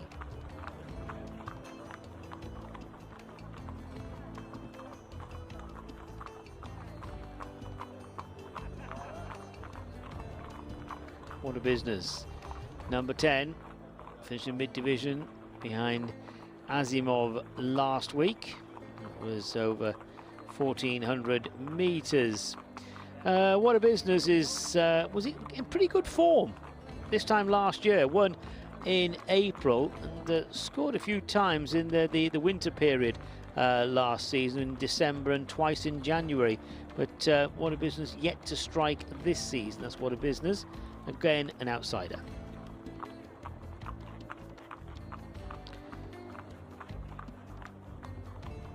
Redemption Time is number 4.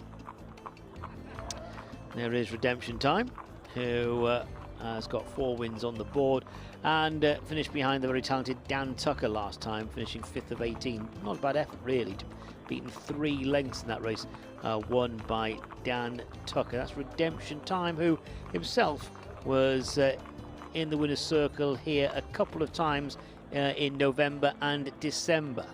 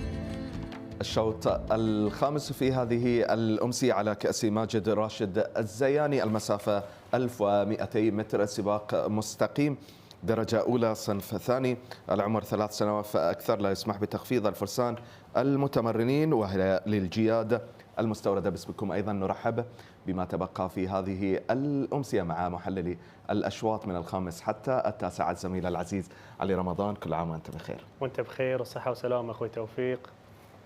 نتمنى كل الأمان لمملكتنا الحبيبة، كل عام وبخير هي البحرين، نتمنى أنه يسود علينا الأمان والخير، ونتمنى استمرار سباقاتنا في نادي راشد الفروسية بإذن الله تعالى. أيضا ننطلق وإياك من الشوط الخامس. السيد قبل مغادرته محمود العلوي تحدث عن أن هذا الشوط هو يمكن أكثر الأشواط انتظارا بالنسبة إلى الإثارة. بالفعل يعني نتكلم عن شوط أعلى تصنيف اليوم، شوط درجة أولى صنف ثاني، تشارك فيه أبطال السرعة في هذا الموسم. أعتقد بطل أمسية كأس ولي العهد لجياد السرعة موجود شندغة، مع منافسينا اللي استطاعوا أنهم يضعون الجواد في منافسة شديدة خلال الموسم. ممكن اليوم التحدي الكبير على الجواد شندغة وجود الجواد دريم اوت لاود بالفورمة العالية اللي شاهدناه منه في السباق الأخير، خصوصا مع الانتصار القوي مع ذات الفارس، والقادم ايضا من انتصار منذ لحظات وهو عبد الله فيصل. بالفعل عبد الله فيصل فورمه عاليه جدا، لاحظنا ان الاسبوع الماضي انتصر في 3 انتصارات، واليوم ينتصر مع ريفرشمنت مره اخرى نفس الجواد. اعتقد ان عبد الله حاليا قاعد يعيش افضل ايامه في هذا الموسم، ودائما في كل شوط راح نعتبر عبد الله خطير على الشوط. اكيد، لكن لا ننسى بان شندغه ايضا بتواجد متصدر الترتيب العام وهو ابراهيم نادر. بالفعل يعني نتكلم عن جوادين السرعه المفضلين في هذا الموسم، مع الفارسين المفضلين على نفس الجياد هذه، شندغه مع ابراهيم ودريم اوت لاود مع عبد الله فيصل. راح تكون منافسه شديده مع وجود جياد اخرى تملك الحظوظ ايضا. يمكن شندغه يمكن الراحه اللي حصل عليها يمكن تساعده من خلال في سباق هذا اليوم، يعني نتحدث عن شهر ونصف تقريبا عن اخر سباق.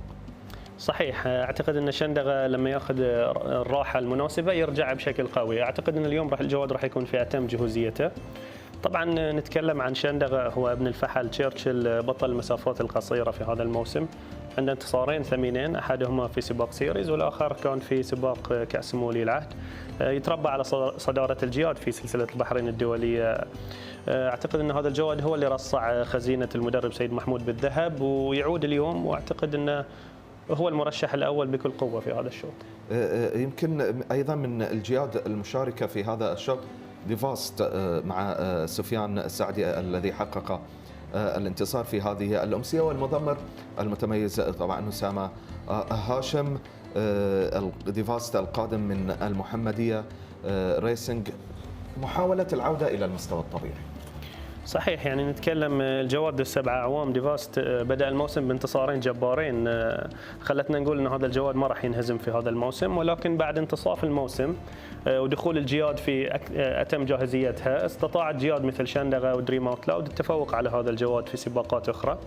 مركز ثاني بفارق 6 طول عن دريم اوت لاود في سباق الأخير يخلينا نضعه كمرشح ثالث اليوم خلف الجوادين.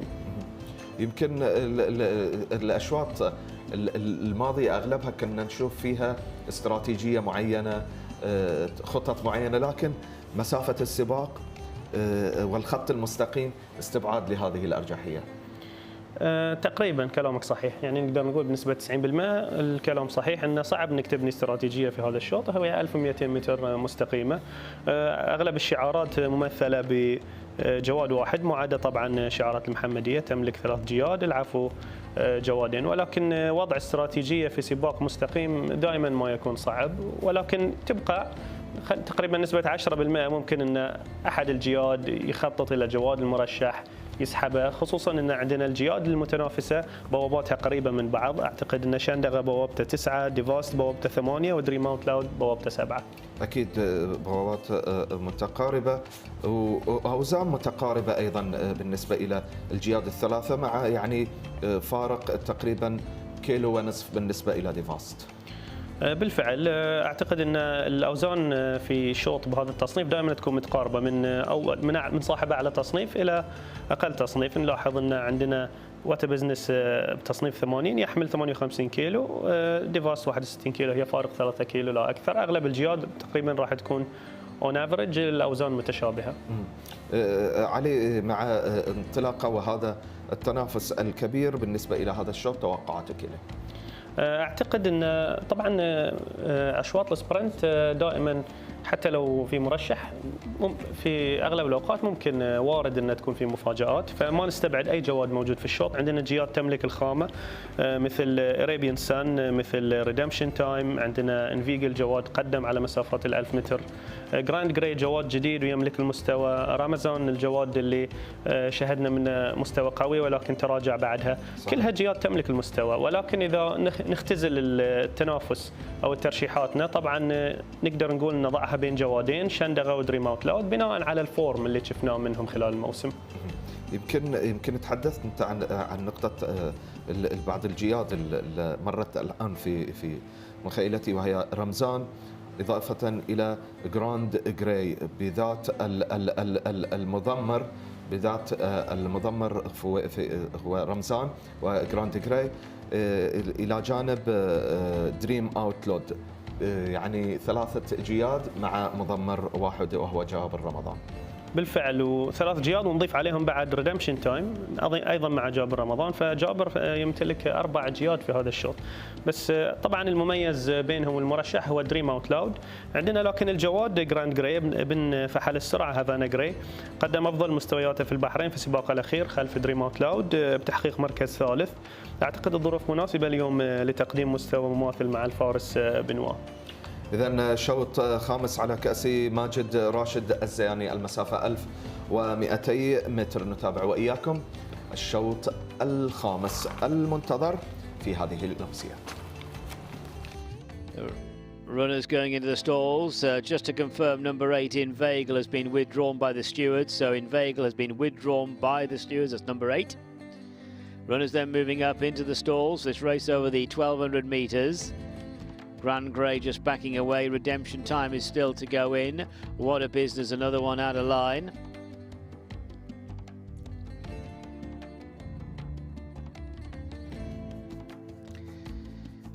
So Grand Grey to the left there going into stall number 1. What a Business and Redemption Time. We're winning on those 2. What a Business to go into 3. And Redemption Time to go into stall 2. For the Majid Rashid ALZAYANI Cup. So over 1200 metres this race. Redemption Time with the blindfold. Goes forward. All in. Inveigle then has been withdrawn. and they're off. What a business went up in the air as the gates opened. Arabian Sun began okay, as did Ramazan down the centre. To the near side, Chandigarh and Devast as they go through the first 200. It is Ramazan over to the far side, Grand Grey. What a business in the centre. Devast is right up there, followed by Grand City Hall, and then Dream Out Loud and Chandigarh. Arabian Sun is towards the far side, heading down towards the 600-metre marker. Ramazan, what a business, and Grand Grey. Devast, white cap, grey jacket of Dream Out Loud. Chandigarh is to the right in the black colours, trying to get on terms. Away to the left is Redemption Time, 400 left to go, and it is Grand Grey and Redemption Time from Dream Out Loud. Ramazan, what a business. Chandigarh trying to run onto the near side rail, heading down towards the last 200 metres. Grand Grey, Redemption Time, and then Dream Out Loud, and here comes Chandigarh on the near side. Chandigarh's really running on. Redemption Time down the centre, being collared now by Chandigarh. Oh, he's the top sprinter here. Chandigarh goes on to win. Second place, Redemption Time. Third, Dream Out Loud, and fourth, Grand Grey. So it is Chandigarh the winner. I'd say, yeah, top sprinter here in the kingdom. He really is having a good season. Number 2, Chandigarh, going on to win in the hands of Ibrahim Nada. You always felt he was just getting into top gear about the 400, not the 200. You just felt he was always going to get there. Number 2, Chandigarh, is the winner. Second place goes to Redemption Time. Third, Dream Out Loud.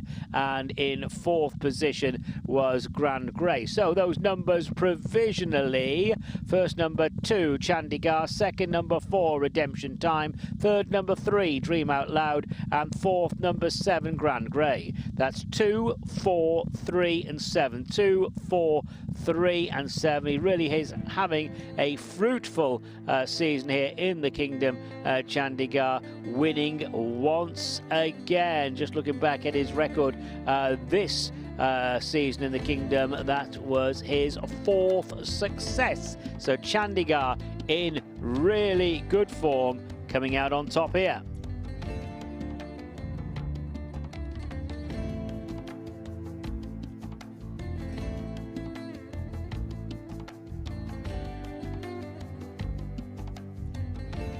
شندغة تحتل المركز الأول في الشوط الخامس على كأس ماجد راشد الزياني. هذا الحصان الذي يأتي في المركز الأول مع إبراهيم نادر والمضمر محمود الجواد. ألف مبروك للشروق ريسنج. علي، شندغة بطل والفارس بطل، امتياز رائع لهذا الثنائي في هذا السباق، يحتل المركز الأول.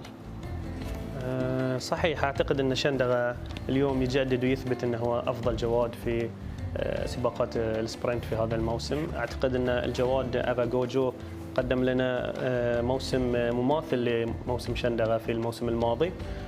شندغة اليوم تفوق على جياد ذات أسماء كبيرة جدا، يعني خلال الموسم كله تفوق على جياد في سباقات السيريز، تفوق على جياد الدرجة الأولى. أعتقد أن الجواد يعني يعجز اللسان عن وصفه، مستوى خيالي. ومثل ما ذكرت سابقا يعني هذا الجواد إلا هو أبرز اسم المضمر سيد محمود على خارطة المدربين المتألقين عندنا في النادي. فألف مبروك إلى الفارس، ألف مبروك للجواد، للاسطبل، لجميع الطاقم في الفريق الشروق ريسنج. أكيد منافسة كبيرة علي في هذا الشوط، لكن حسمها شندغة. ريدميشن تايم قدم سباق رائع، جاء في المركز الثاني. بالفعل ريدمشن تايم تصنيف ال 92 انتصارين من 8 مشاركات هذا الموسم. لم يحرز مراكز متقدمة في السباقات الكبرى نظرا لقوة الأسماء المتواجدة، ولكن اليوم أثبت أنه قدر ينافس الأسماء الكبيرة ويضع اسمه مع كبار سباقات السبرنت. اليوم هو بفارق بسيط جدا عن شندغة في المركز الثاني، وقدر أنه يتفوق على الجواد الرائع دريم اوت لاود. دريم اوت لاود مثل ما تحدث جاء في المركز الثالث، أحد المنافسين المنتظرين في هذا السباق. احتل المركز الثالث مع عبد الله فيصل. يمكن في هذا السباق من خلال النتائج النهائية المتقاربة جدا توضع أيضا أن المنافسة كانت مثيرة في هذا السباق. إبراهيم نادر بامتياز رائع. شندغة يأتي في المركز الثاني بدمشن تايم، ودريم اوتلود في المركز الثالث. علي، اعتقد ان دريم اوت لاود لوهله اعتقدنا انه هو اللي راح ينتصر. قدر انه يخلق تقريبا فارق طولين 3 بينه وبين شندغه. فمثل ما تعرف سباق السبرنت اذا ما تلحق على الجواد اللي امامك صعب. وطبعا شندغه كان يترقب هذا الجواد اللي كان جنبه في البوكس وجنبه في السياج الخارجي. الغريب ان دريم اوت لاود في نهايه ال 100 متر او الاخيره قدر شندغه يتفوق عليه وينتصر عليه، ولكن دريم اوت لاود يعتبر جواد صغير في السن، هو لا زال طور النمو والتطور. نتكلم عن شندغه جواد ماتشور 5 أعوام في افضل مستوياته، قاعد يعيش البيك بيرفورمانس ماله هذا الموسم. ولكن دريم اوت لاود اعتقد انه أداء ممتاز، ليست نتيجة مخيبة اليوم أبدا. الجواد صغير في السن وعنده موسم قادم راح يكون طبعا أفضل، واحتمال كبير أنه يكون جواد السرعة في الموسم القادم.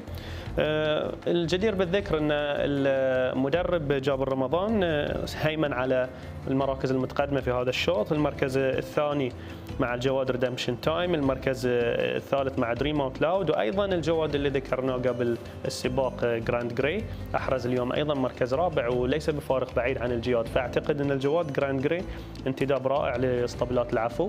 ممكن أن هذا الموسم ما رأينا من انتصارات، ولكن احتمال كبير أن نرى انتصاراته في الموسم القادم. علي، يمكن أبرز الغائبين عن المراكز الأولى هو ديفاست. صحيح 100%. أعتقد أن الجواد راح في نسق ليس عكس التصاعدي. طبعا لاحظنا أن آخر مشاركاته كانت فارق 6 طول خلف دريم اوت لاود، سبقها ثالث خلف شندغه. صحيح أنه هي مركز ثاني وثالث، ولكن نتكلم عن جواد كان منافس ومرشح أنه يكون أول ثاني.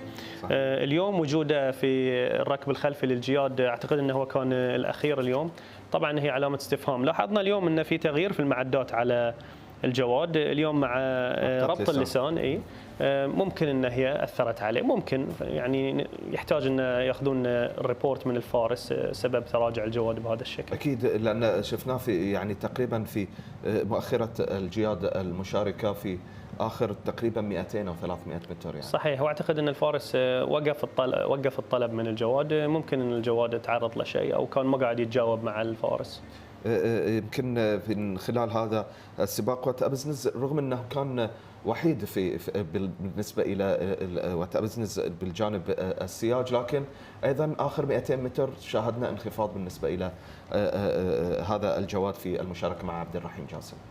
بالفعل اعتقد بعد الملاحظ ان الجواد قفز بشكل خاطئ من البوابات، يعني ارسل الفارس الى مثل ما قلنا اب ان ذا اير يعني. صحيح. وقدر انه هو الفارس يسيطر عليه. بعدين في النهايه في تقريبا نتكلم عن 200 متر الاخيره، اعتقد ان بيس الجياد هذه الموجوده مستواها جدا اعلى من الجواد وتبزنس، ولذلك طبيعي انه هو راح ما يلحق مع بيسهم ويتراجع في الامتار الاخيره. ولكن يعتبر يعني مشاركة وتبزنس مع جياد بهذه القوة أيضا نتيجة طيبة للجواد. بالنسبة إلى شندغة نتحدث عن شهر ونصف تقريبا من آخر مشاركة، واليوم شاهدنا في هذه المشاركة وانت تحدث بأن التوقف بالنسبة إلى شندغة تساعده في عملية الاستشفاء وعملية العودة من جديد بكل قوة. من الممكن أن نشاهد توقف آخر طويل بالنسبة إلى شندغة؟ يعتمد على كتيب السباق اذا يشمل الاشواط اللي يقدر يشارك فيها شندغه. طبعا شندغه ما يقدر يشارك في اي شوط، تتكلم عن جواد تصنيفه اعتقد 107 فصعب انه هو يدخل في اشواط الهانديكاب اللي تحت ريت ال100، فعلى وفره الاشواط. ولكن مثل ما ذكرنا الجواد يفضل انه هو ياخذ راحته، ولكن بعض الاحيان هي سلاح ذو حدين. ممكن ان انت تعطي الجواد راحه شهر ونص يصير اوت اوف فتنس شوي، يحتاج سباق واحد علشان يرجع الى الفول فتنس. اكيد في هذا الشوط مثل ما تابعنا وإياكم وهو الشوط الخامس، شندغة احتل المركز الأول، ريدمشن تايم المركز الثاني، المركز الثالث دريم اوتلود، والمركز الرابع جراند جراي. والآن عملية التتويج لهذا الشوط على كأس ماجد راشد الزياني، حيث يتفضل السيد زايد راشد الزياني بتقديم كأس هذا الشوط إلى المضمر الفائز السيد محمود جواد الذي حقق الفوز مع شندغة في هذا الشوط. ألف مبروك لسيد محمود جواد وللشروق ريسنج.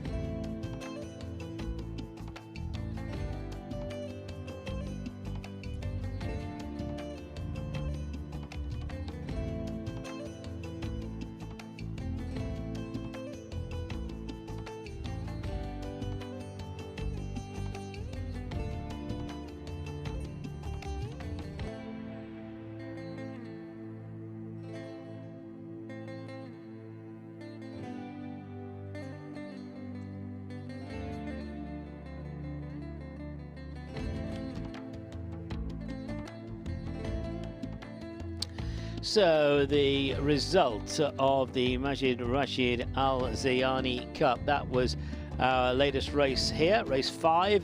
First number 2, Chandigarh. Second number 4, Redemption Time. Third was number 3, Dream Out Loud. Fourth, number 7, Grand Grey. And fifth, number 9, Ramazan. The distance is 1 1/4 lengths in the neck. That's 1 1/4 lengths in the neck. And the official time of the horse there, 1 minute 11.56 seconds. 1 minute 11.56 seconds. That result is official, and they have weighed in. A reminder, Inveigle was withdrawn by the stewards for failing to wear the declared headgear.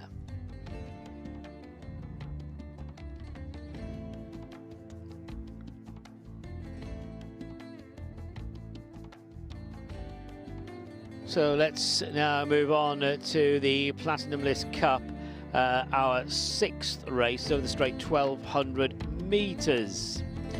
And this is the lineup. Number 1 is El Basma, Benoit Al-Sayed. 2, Ezra, Alberto Sana. 3, Hajmar Hussein Asghar. 4, Retaj and Abdul Rahim Jassim. 5, Hamia, Abdullah Faisal. 6, Fawaz, Sufyan Sadi. Strictly is a non-runner, that's number 7. Number 8, Batmobile, Adnan Jaffa. 9, Magsouda Ali Isa. 10, Thab Mohammed Jamil. 11, Anfal Hassan Al Safa. 12 is La Hayab and Suhair Majid. 13, Mind Your Language, Alejandro Brun. 14, Jadwa Hussein Maki. 15, Beam Me Up, Edinson Rodriguez. 16 Cashel and Rosie Jessup, 17 Gumraya and Salam Al-Ajmi, 18 Talka Hussein Mohammed, 19 Gamran Mohammed Areda, confirming that 20 is a non-runner.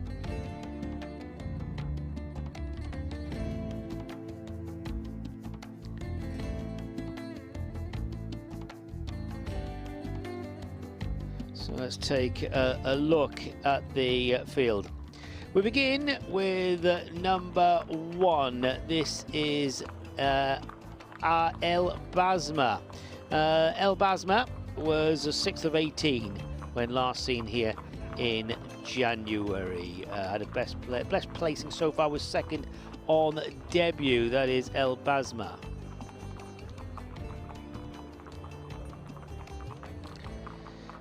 On to number 3. This is Hajma, a winner over the minimum trip here in the Kingdom in December. That was over 1,000 metres. That's Hajma, lightly raced sort.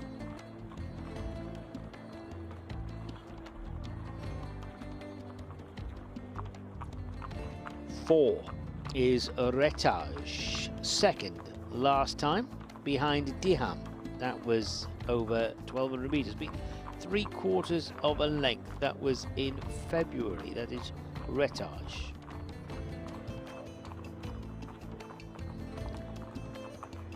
Number 6 is Forwaz.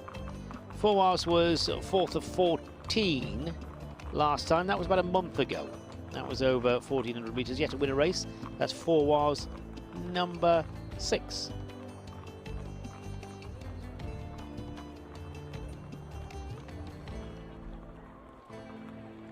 8 is Batmobile, and Batmobile was 5th last time behind Call of Duty. That race was over 1,200 metres in December, and our Batmobile has got 1 win on the board, but that was some time ago, January 22.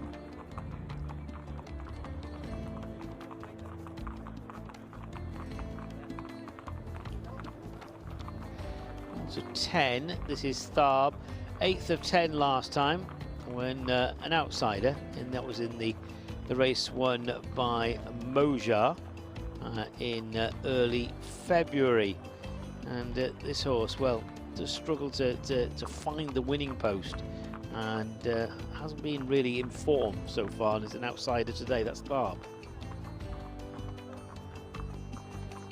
Here's number 9, that's Magsuda.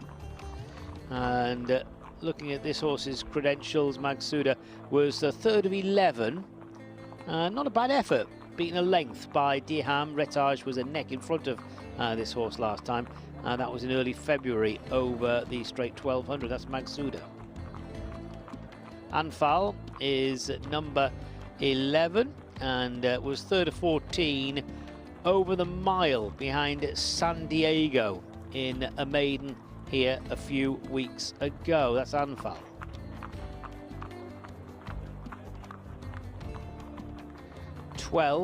La Hayab would be an outsider, to be fair. Didn't beat a single rival. Well, just looking back, this horse in its last 3 starts has not beaten a single horse. That's La Hayab, number 12. 13. We all have to do this. Mind Your Language. Mind Your Language was 9th of 12. The last time race won by Lady Hurricane. To be fair, would still be an outsider. Mind Your Language yet to find his feet. That's Mind Your Language.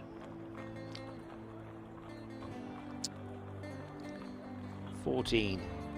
Jadwa. Jadwa 5th of 11 behind Diham. In early February. Another one just struggling to find his feet at the moment. That is Jadwa.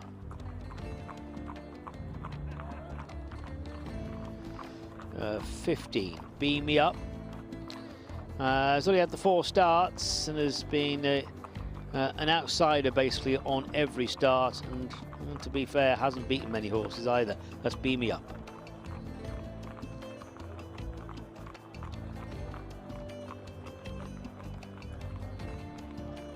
16 is Cashel. Cashel's had 3 starts so far. And best placing in those 3 starts was a 5th placed effort over the minimum trip in early February. Beaten a fair way by San Diego last time, but you know, you'd like to think there'd be improvement to come. Likely race sort, that's Cashel. 17 is Gumria, another outsider, 10th of 12 last time. The time before that didn't beat a single horse. So Gumria, number 17, has it to do on the book.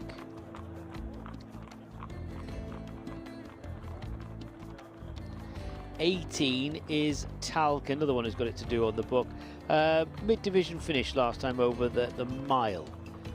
Was a couple of spots in front of Talca, but it was a couple of spots in front of Cashel, but was behind Anfal. That was in the race won by San Diego a few weeks ago. That is Talca.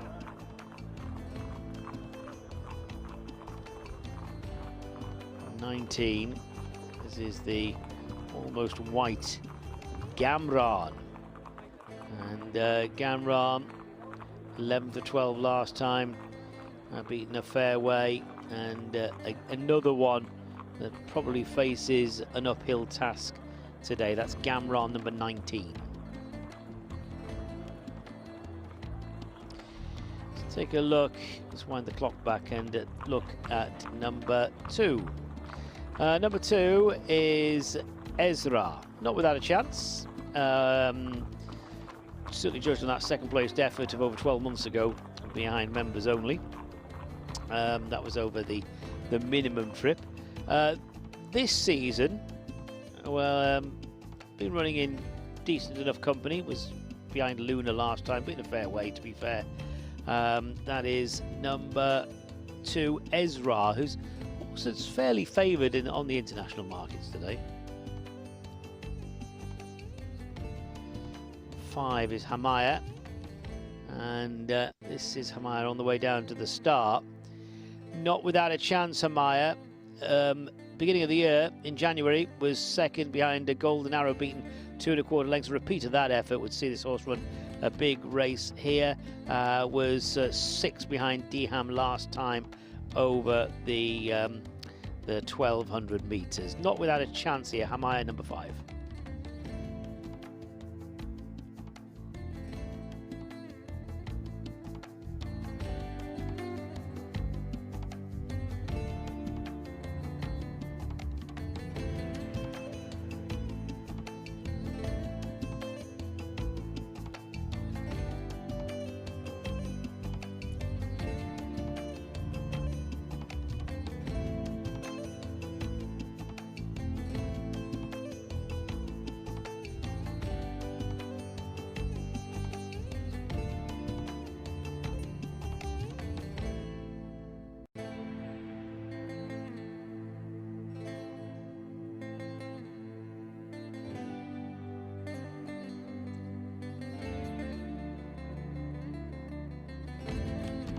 الشوط السادس في هذه الأمسية على كأس بلاتينيوم ليست، مسافة 1200 متر، سباق توازن من 0 إلى 35، العمر 3 سنوات فأكثر للنتاج المحلي.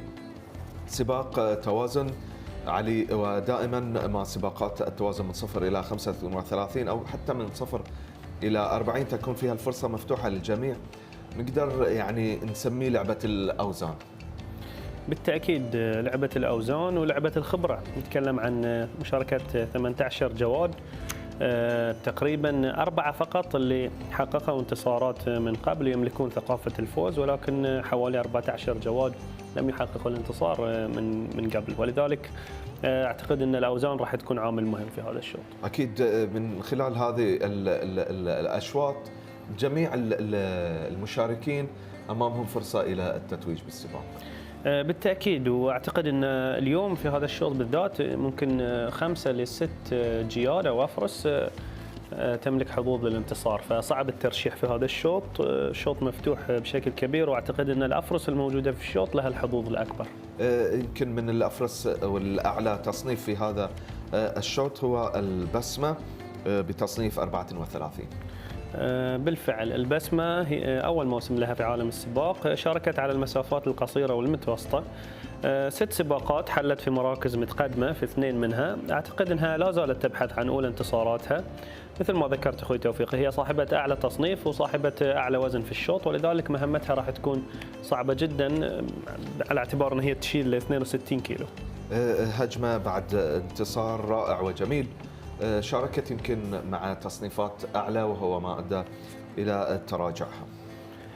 هجمة طبعا مثل ما ذكرت عندها انتصار وحيد من 3 مشاركات في عالم السباق، فرس يافعة بعمر ال4 سنوات وتصنيفها حاليا 31. أعتقد وجود الفارس حسين أصغر مع الفرس اللي حقق عليها انتصار من قبل يعطيها حظوظ كبيرة اليوم. ريتاج أيضا فرس أخرى مشاركة في هذا الشوط، ومستوى ثابت لهذه الفرس بعد السلسلة من الإيجابية من نتائج تحقق الانتصار. في رأيك في هذه الأمسية؟ ريتاج أعتقد هي المرشحة الأبرز في هذا الشوط بناء على المعطيات نتائجها وفورمتها في الموسم، بناء على ما شاهدناه منها في ساحة العرض. الفرس جدا جميلة، أعتقد أنها أحد نجوم الموسم في أشواط التوازن ما بين 35 إلى 40، واليوم الشوط 35 جدا مناسب. مشاركاتها كلها كانت توب 4. لأول مرة هذا الموسم مع الفارس عبد الرحيم جاسم تنطلق من البوابة 12، وأعتقد أنها راح تجاور البسمة وهجمة المنافسينها في الشوط. حمية في هذا الشوط ومحاولة من عبد الله فيصل لتحقيق الفوز الثاني معه. حمية طبعا اليوم نشاهدها بمعدات مختلفة، تلبس اليوم التشيك بيز والهود مع ربط اللسان، فتغييرات كثيرة على الفرس. ابنة الفحل بالوسار هي موسم ممتاز أمانة من خلال 3 سباقات بمراكز طيبة. لاحظنا المدرب سمير داوود يعطي الفرس راحة كافية ما بين كل مشاركة، فأتوقع الفرس اليوم راح تكون في أتم جهوزيتها على اعتبار أن مشاركتها الأخيرة كانت تقريبا قبل شهر وأسبوع أو أسبوعين، مع مشاركة بعيدة أيضا قبل شهرين تقريبا من الآن. اليوم نشاهد عودة إصرار عليه. إصرار طبعا الفرس اللي يملكونها اسطبلات العفو، أو أعتذر إصرار الجواد اللي يملكون اسطبلات العفو خاض سباقين هذا الموسم، قد يكونوا لتجهيز الجواد بأفضل مستوياته. هذا الجواد حقق مركز ثاني في أولى مشاركاته في عالم السباق الموسم الماضي، وبعدها غاب لمدة عام.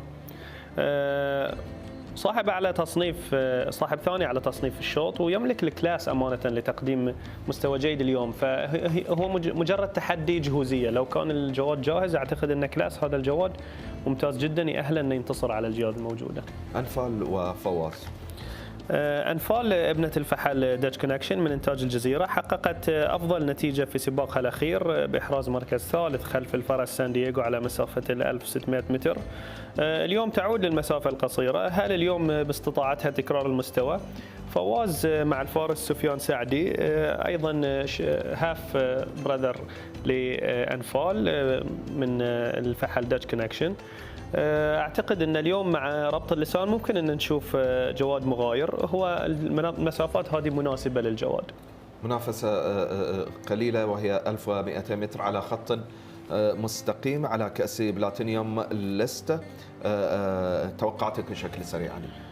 أعتقد أنه راح أروح مع ريتاج، وممكن نشوف فرس تقدم مستوى طيب اليوم جدوى في هذا السباق، ولكن كانتصار راح أروح مع ريتاج اليوم.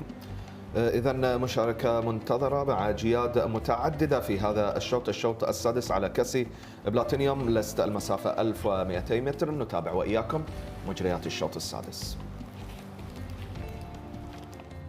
Runners going into the starting stalls for the PLATINUMLIST Cup is over 1200 metres, race 6 on tonight's programme. Still got a few more runners to load.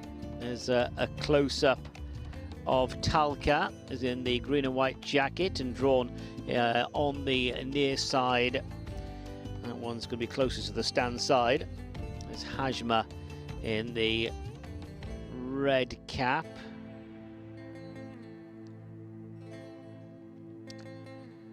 So we're getting through the loading up process. Can't be many more out of line now. Stand by for a start, 1200 metres. and they're off. Talca, very disorganised leap from Talca, and Fawaz began well in the centre, and right there is Jadwa, and also up with the leaders is Amphal. Towards the far side, Hamaya showing up brightly to the near side is Beam Me Up, followed then by El Basma, with the leaders being chased by Retage, and then Mind Your Language and Ezra with Cashel coming up to the near side. Heading down towards the halfway, Hajma's not too far away. Lahayab's over on the far side, being followed by Gumrai there in the dark blue. Maksuda is a fair way off the pace. Gamran is totally outpaced, and so too is Talca, and Batmobile's nearer last than first. 400 left to go, and it is Retage who has the overall advantage from Anfal in second place. On the near side and running on is Hajma, and Hajma has taken over from Retage and Anfal, with Ezra staying on. The leaders are then being followed by Thar, but the one to catch is Hajma. Hajma is 4 lengths clear of Retage. Hajma eased down to win, wins well. Retage and Ezra dispute second place along with Tharb. So that was pretty convincing, wasn't it, for Al Mohammedia Racing's Hajma, number 3, winning the Platinum List Cup in really good style. Al Mohammedia Racing on fire now. Hussein Askar in the saddle, and this horse, well, Hussein have the race in safekeeping inside the last 100 metres, and have the luxury of being able to ease down towards the end. So number 3, Hajma wins. Now it's going to be a close run thing for second place. 4, 2 and 10 are the horses involved for second position. 4, Retage, 2, Ezra, and number 10, the staying on Tharb. They are involved in the photo for the places. No doubt about the winner.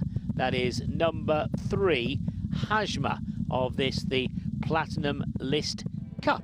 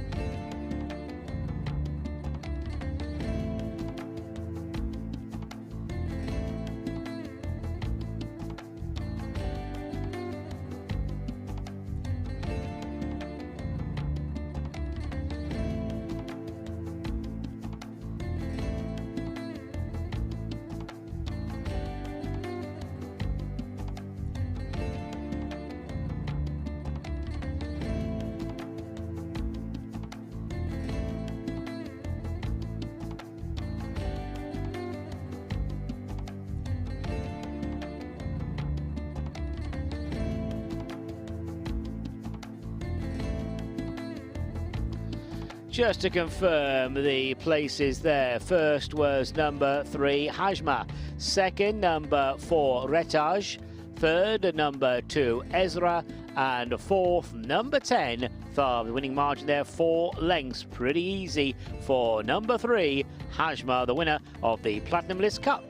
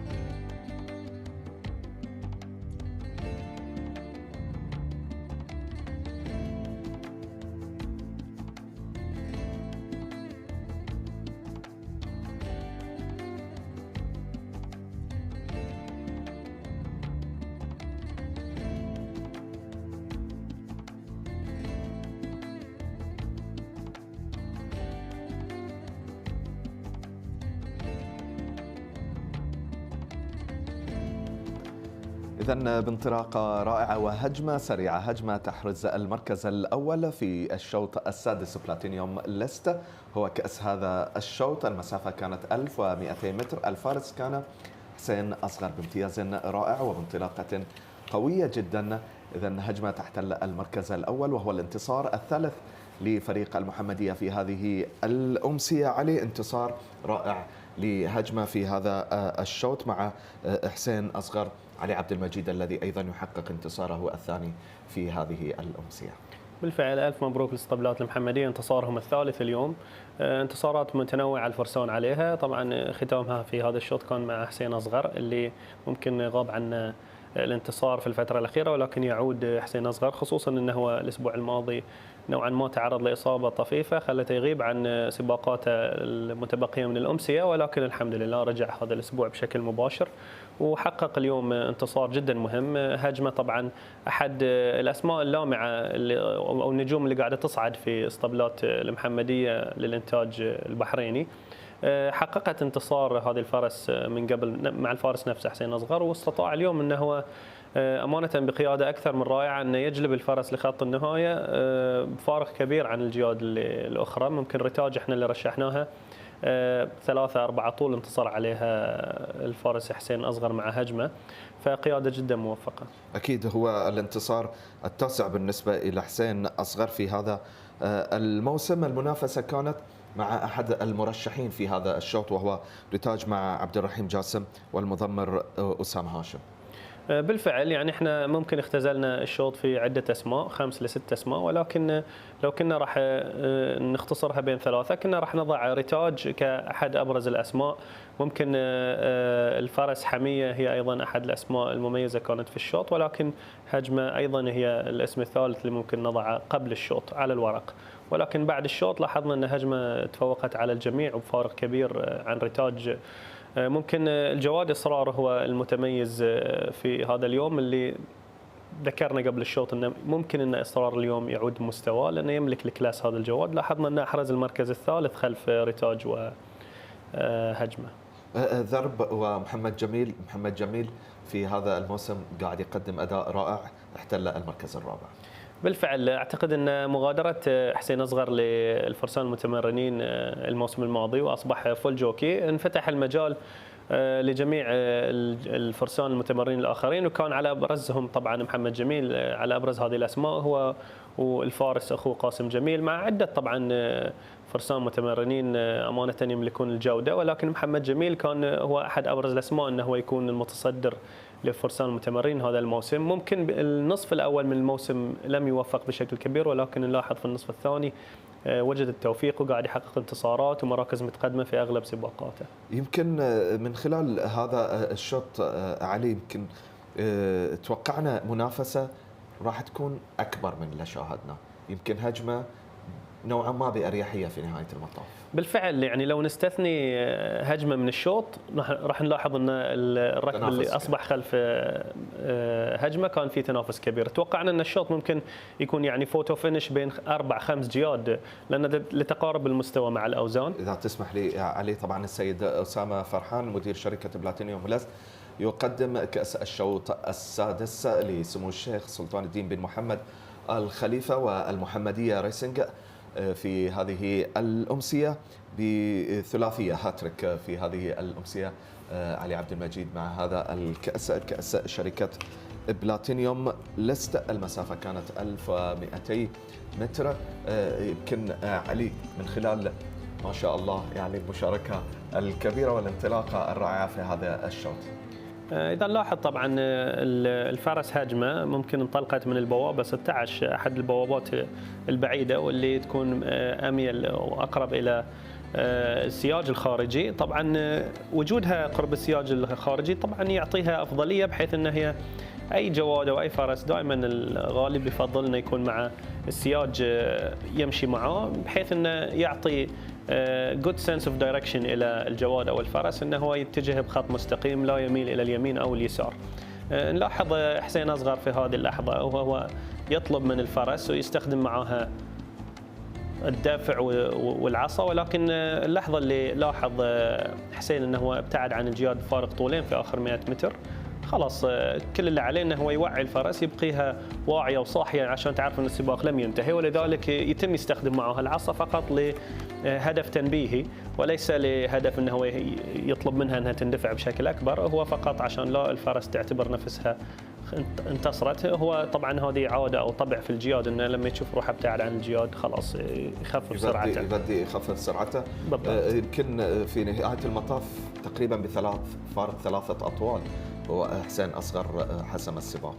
بالفعل، وهذا اللي يعني حرمنا من متعه ان احنا نشوف 4-5 جياد على خط النهايه، ولكن طبعا المتميز واللي يستطيع ان يرفع من مستواه ويتفوق على الجياد الاخرى يستحق انه هو يبتعد 3-4 طول. اعتقد ان هجمه تحقق انتصارين، ممكن ان هي راح يرتفع تصنيفها الحين، ممكن ان هي تغادر سباقات الدرجه الرابعه والميدن، ممكن ان هي تشارك في الدرجه الثالثه والرابعه الميدن، طبعا راح تبتدي تلتقي مع جياد اصعب من هذه الجياد في المستوى.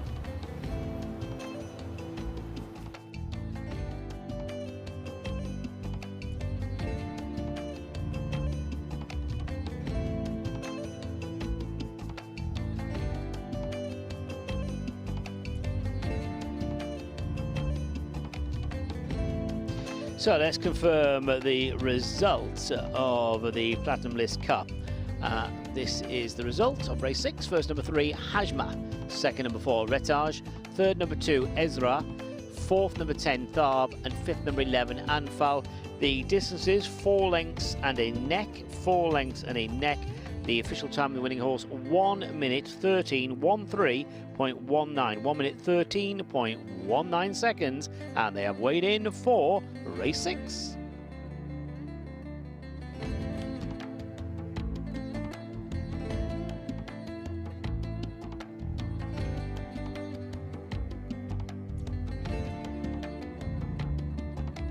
Now it's time to move on to race 7, and this is the BAHRAIN Jockey Academy Cup. It is a race for the apprentice jockeys, hands and heels race, and the field reads as follows for a race which is to be run over the mile, 1600 metres. 1, Brooklyn 99, Ali Issa. 2, Catherine Parr, Mohammed Jamil. 3, Double Jump, Hussein Mohammed.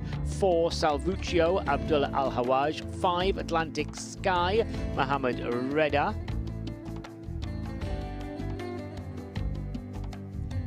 6, Jaham Ali Musa. 7, that is Sharleb Hassan Ali. 8, Falmouth Lad Kasim Jamil. 9, Shield Wall Ahmed Hussein. 10, Forbidden Land Mohammed Hassan. And that is the field.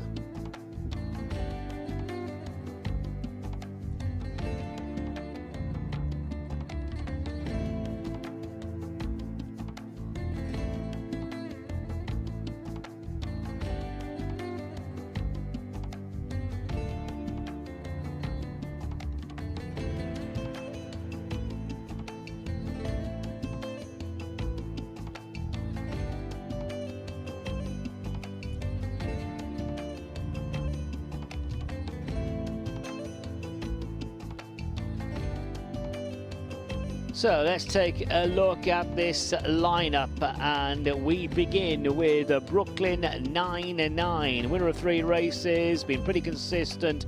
Then in his most recent starts was 3rd last week behind Asimov, was 2nd the time before that. That is number 1, Brooklyn 99.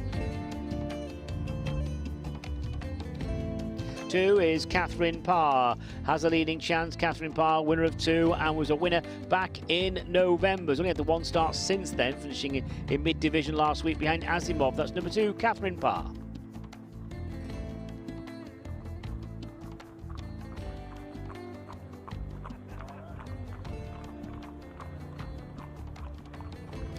Three is the grey double jump. Double jump, I suppose it's fair to say double jump's not really been firing on all cylinders recently. It's been well beaten in its last few starts. That is double jump number 3.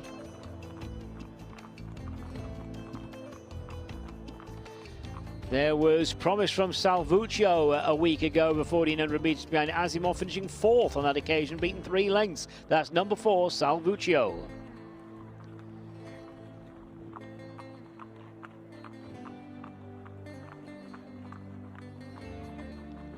Number 6 is Jaham.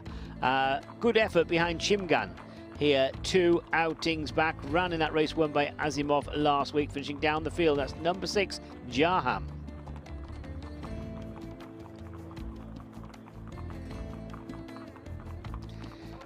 Going back to Atlantic Sky, this is Atlantic Sky, number 5.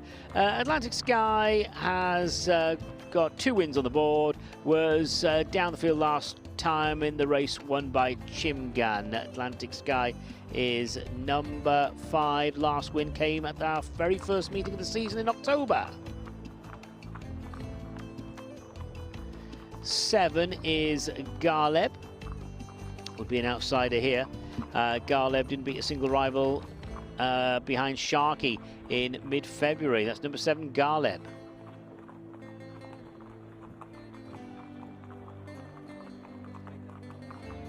8, Falmouth Lad.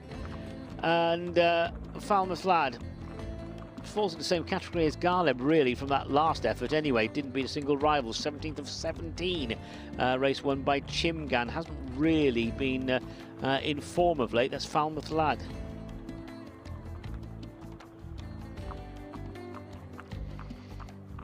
On to Shield Wall. Shield Wall's not without a chance. Shield Wall was in the winner's circle over 1400 metres from beating Lazarus Dream back in the early part of the season in November. Most recent start, Shield Wall finished 5th of 13, beaten over 6 lengths in the race won by Apparaheo last week. Forbidden Land is an outsider. Number 10, Forbidden Land. 11th of 17 last time. That was back in January over 1600, and a similar sort of position the time before that behind Neptunian. So out of form, really. Number 10, Forbidden Land.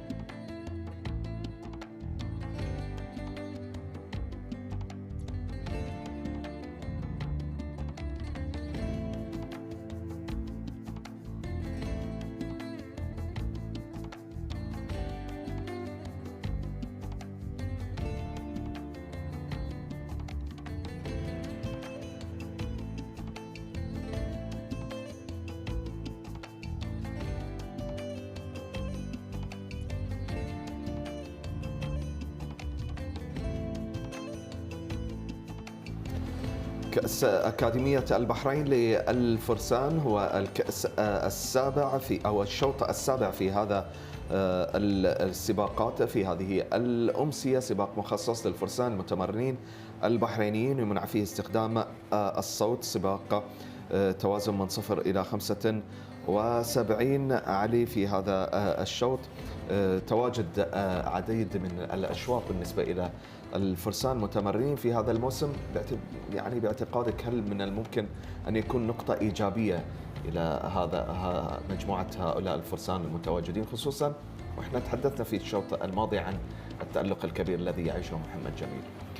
بالتأكيد طبعا هذا كله ينعكس على المستويات اللي قاعد يقدمونها الفرسان المتمرنين، ليس فقط في أشواط الفرسان المتمرنين وإنما حتى في الأشواط اللي يشارك فيها الفول جوكيز. لاحظنا مستويات طيبة، انتصارات. عندنا الفارس محمد جميل انتصر في شوط عادي وليس شوط فرسان متمرنين الأسبوع الماضي. مثل الشيء أخوه قاسم جميل انتصر الأسبوع الماضي.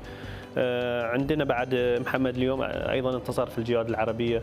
ولذلك طبعا في جهود تبذل في الجوكي أكاديمي، في جهود تبذل من قبل المدربين مع هؤلاء الفرسان، فيستحقون الفرصة طبعا. والفرصة هذه تواجدت بشكل أكبر خلال المواسم السابقة.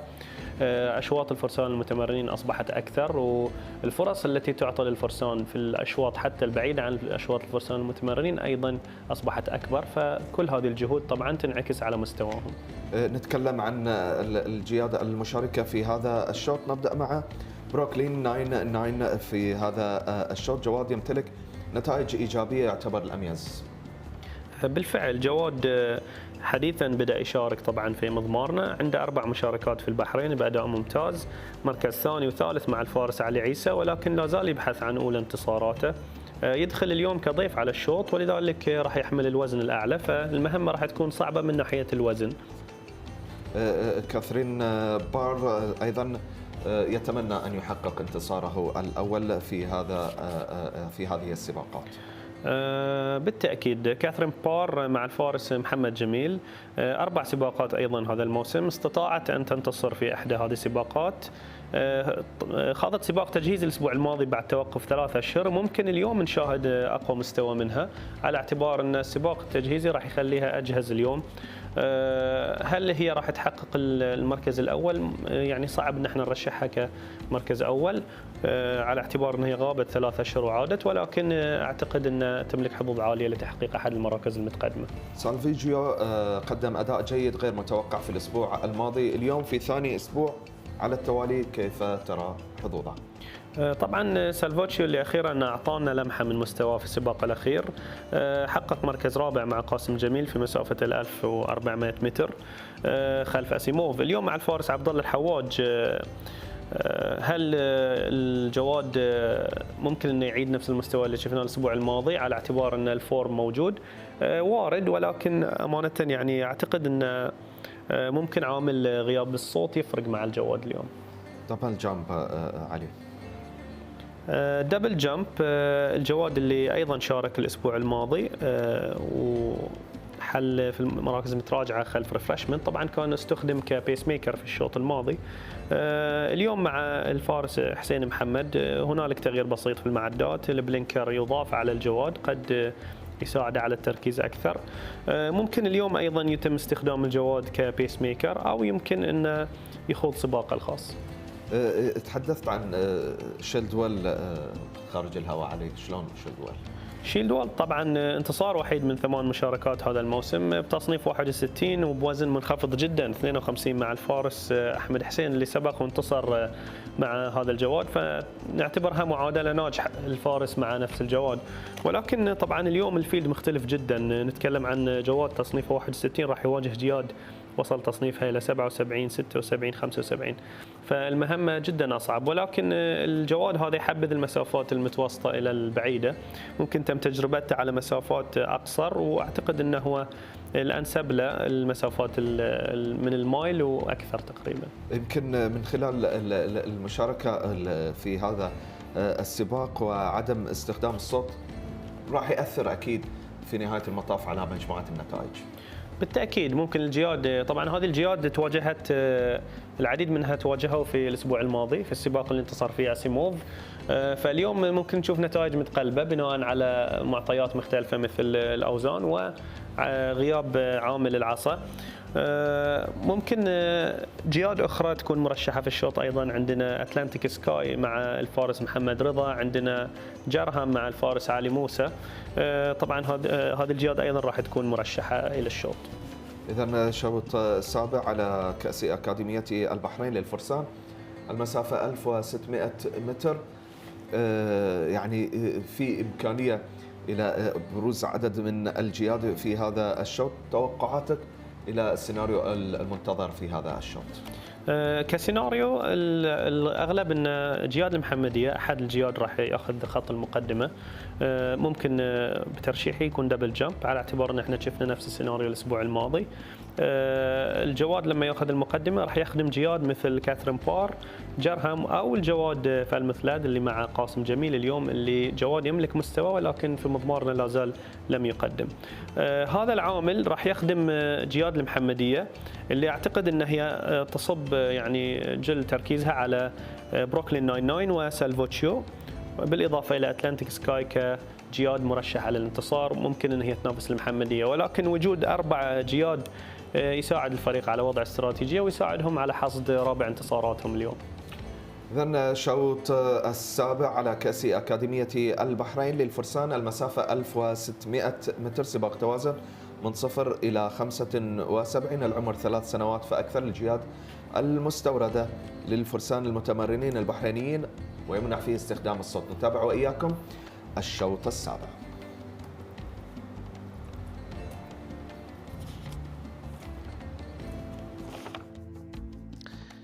Runners going into the starting stalls for the Bahrain Jockey Academy Cup, the apprentice race, the apprentice jockeys race, hands and heels. Jaham is about to move into place, and so too double jump. Looking at Forbidden Land now, and Brooklyn 99.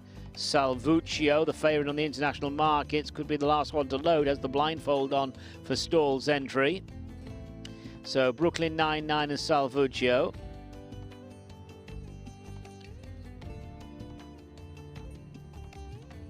So it won't be long. That's it. We are almost set to go.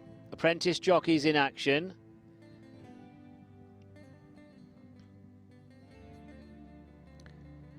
One or two of them getting worked up.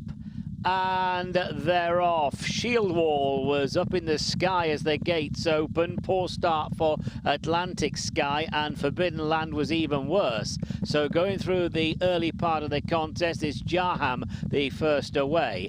Jaham the leader, followed by Falmouth Lad to the outside, with Garleb between horses in the purple and white jacket. 2 lengths to Catherine Parr, being followed by Shield Wall, who's recovered well. Brooklyn 99 sits in mid-division. Salvuccio is just in behind, and off the pace Atlantic Sky. To the right is the slow starting Forbidden Land. Less than 1,000 to go, and it is Jaham the leader, and tries to get away leaving the back. Jaham's lead now around about 6 lengths to Falmouth Lad. Catherine Parr Whitecap is back in third, being followed by Brooklyn 99, and then posted on the extreme out is Forbidden Land as they prepare to turn in. Garleb is further back at the top of the straight. Then comes Double Jump, Salvuccio, and Shield Wall. Atlantic Sky the back marker, heading down towards the 400, and it's Jaham in front by 5 lengths. Brooklyn 99 is coming from out of the pack. Brooklyn 99 is now cutting into the lead that Jaham holds, heading down towards the last 200. Jaham being reeled in by Brooklyn 99. Salvuccio is running on, as is Catherine Parr. Falmouth Lad, yellow cap to the far side. Inside the last 200, Brooklyn 99 has got to the lead into the last 100, and it's Brooklyn 99 going away, wins going away. Brooklyn 99 the winner,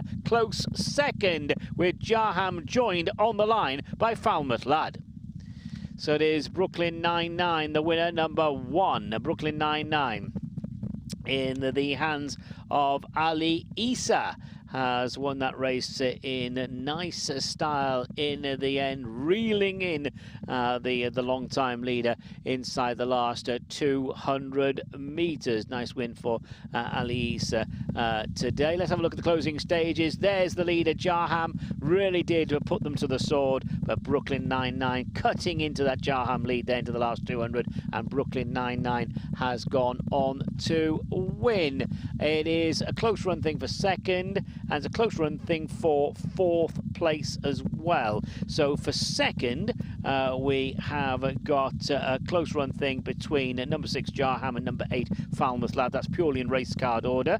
I'll give you the results in a second. And Shield Wall is involved with Salvuccio for fourth place. So we'll get the provisional numbers in a second. Number 8 is second, number 6 is third. So it's 1, 8 and 6. 1, 8 and 6 as first number 1 Brooklyn 99, second number 8 Falmouth Lad, third number 6 Jarham. They are the provisional numbers, and fourth was number 9 Shield Wall. So that's 1, 8, 6 and 9. First number 1 Brooklyn 99, second number 8 Falmouth Lad, third number 6 Jarham, and fourth number 9 Shield Wall. So Brooklyn 99 the winner of the Bahrain Jockey Academy Cup, and Ali Isa has got his name in lights.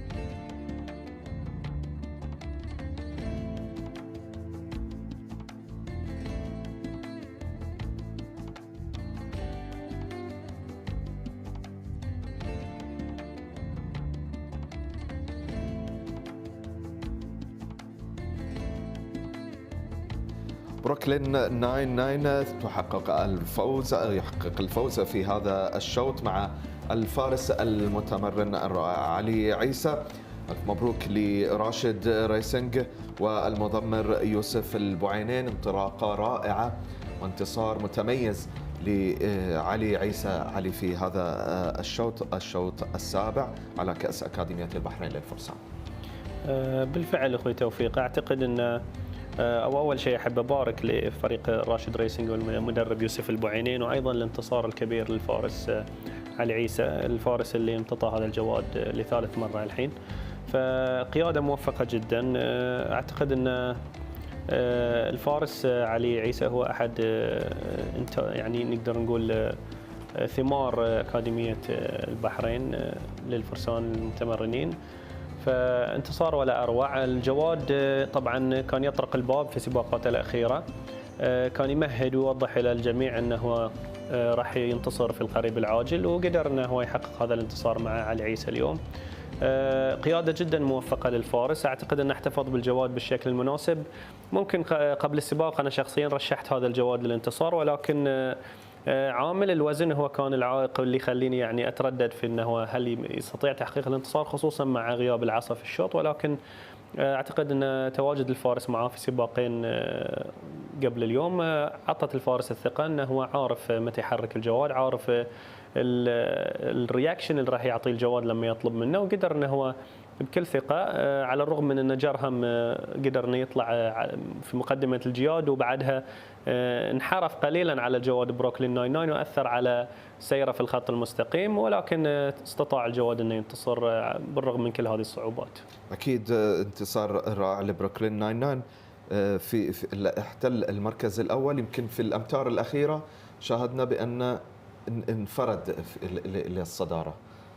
بالفعل يعني نتكلم عن ال 400 متر الأخيرة الجواد كان لا زال بعيد عن تقريبا جرهم، ولكن في ال 200 متر الأخيرة استطاع الجواد أنه يقترب من جميع الجياد، واستطاع أنه هو يتقدم على جرهم ويبتعد عنه بحوالي طولين إلى 3. بعدها انقض فالمثلاد على من داخل السياج الداخلي، وقدر أنه هو يخطف المركز الثاني من جرهم.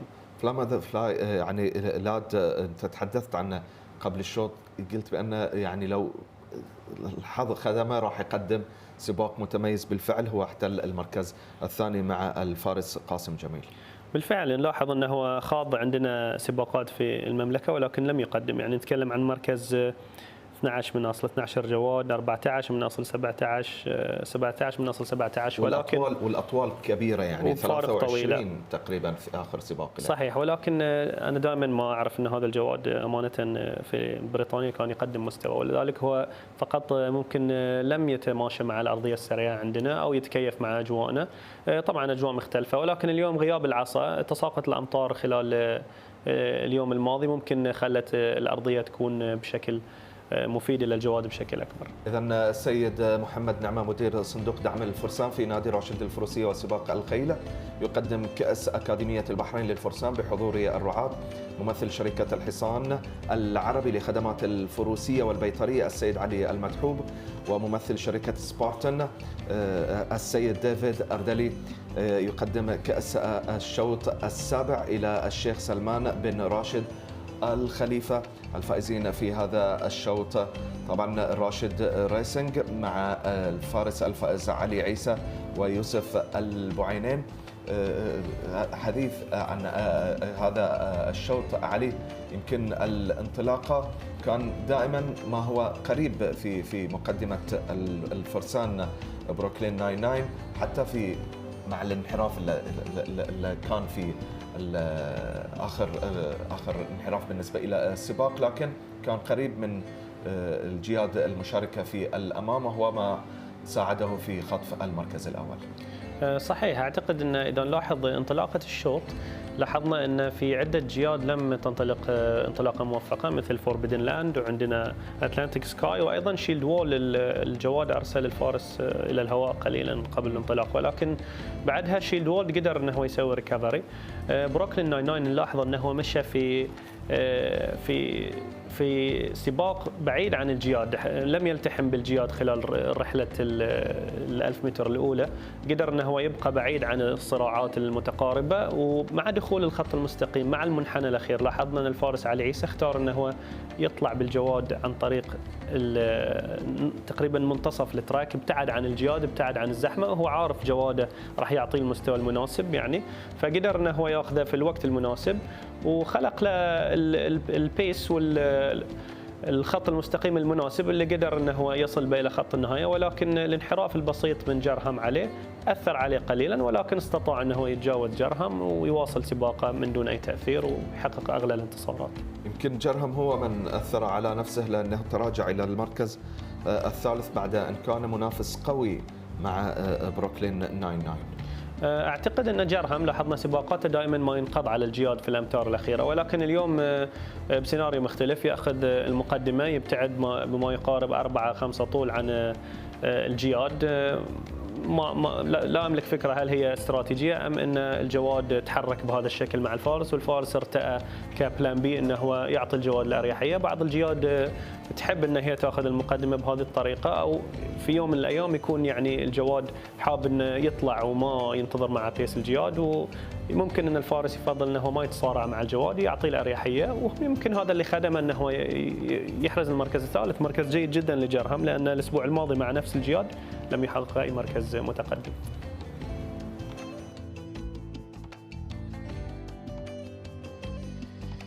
So let's confirm the results of the Bahrain Jockey Academy Cup for the apprentices. First, number 1, Brooklyn 99, well ridden by Ali Isa. Second, number 8, Falmouth Lad. Third, number 6, Jarham. Fourth, number 9, Shield Wall. And fifth, number 4, Salvuccio. The distances, 3 1/4 lengths and a head. 3 1/4 lengths and a head, and the official time of the winning horse 1:35. That's 35.11. 1:35.11. That result is official, and they have weighed in.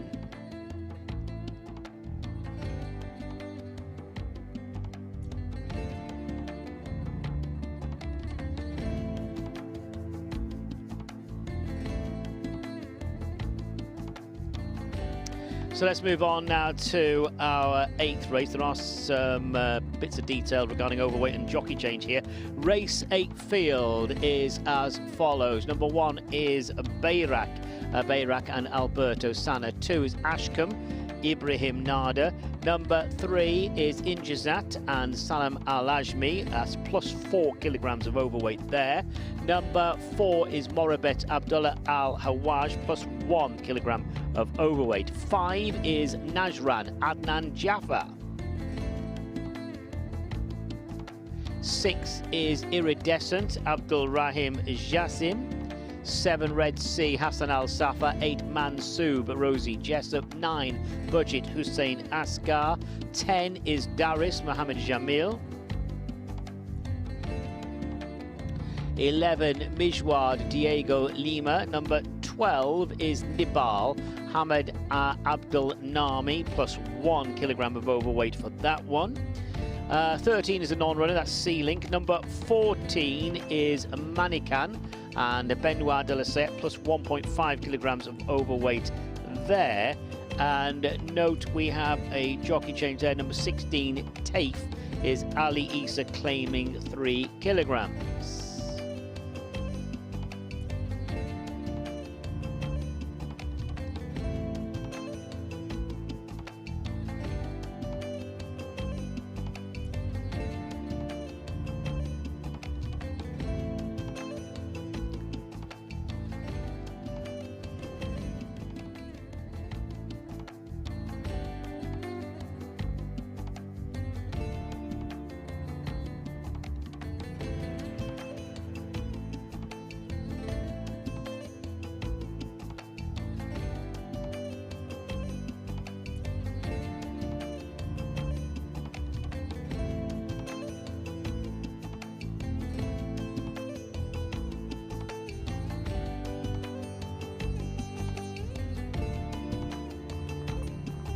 So let's take a look at the field. Now, Bayrak is the warm order favourite on the international markets, was second behind SAKHIR last time. 2 second-placed efforts in its most recent starts, this horse. That is Bayrak, hot favourite on the international markets today.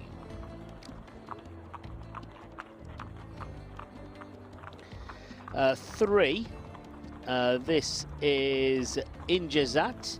And Injazat was 8th of 14 last time. Would be an outsider looking at today's lineup. Was 8th of 14, I say, last time, and time before that was behind Bayrak in the race won by SAKHIR in February.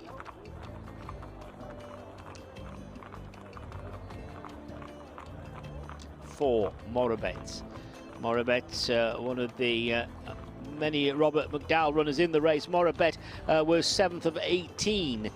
The race won by SAKHIR in mid-February, and Morabet would be another one considered to be an outsider at tonight's fixture.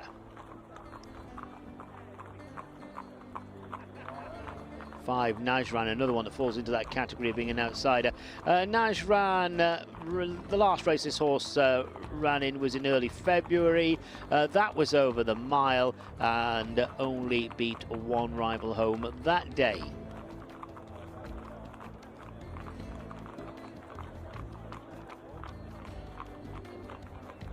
Iridescent is at number 6, slightly race sort, only had 2 starts.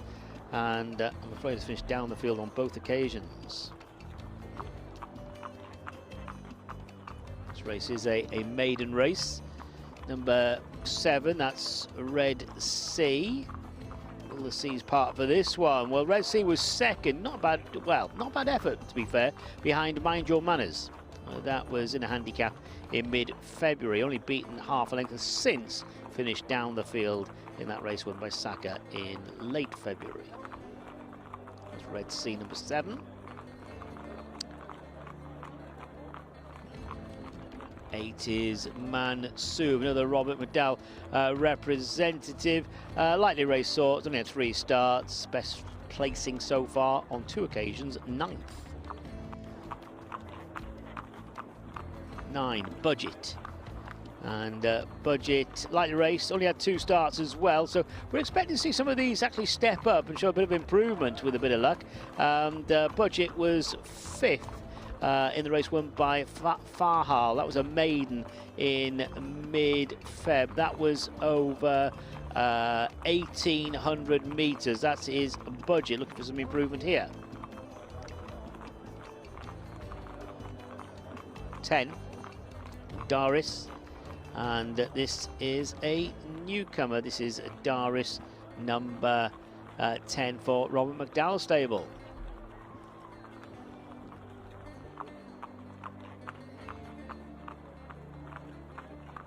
$11 is Mijwad, another newcomer.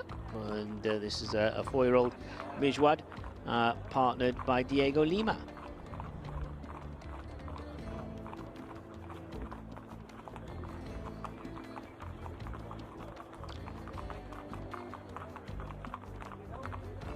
Another debutant. This is Nibal for Robert McDowell, and Hamid Abdul Nabi takes the ride. That is Nibal.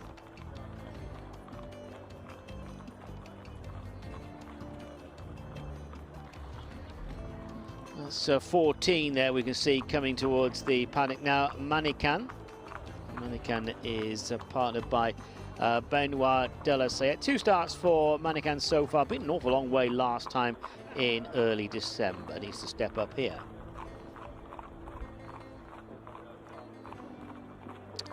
Illuminate brings a bit of experience to the table and wasn't beaten all that far behind San Diego at the end of last month. Would be one of the players here, this filly Illuminate.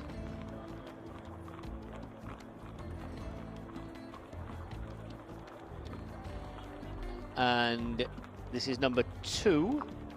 Number 2 is Ashcombe for Daniel and Claire Kubler, and Ashcombe is partnered by Ibrahim Nada. Looking at Ashcombe's form, another one's got quite a bit of experience compared to a great many in this race, and was 4th behind Anwar in a handicap that was last week, being around about 7 lengths, but not out of this. That's Ashcombe, number 2.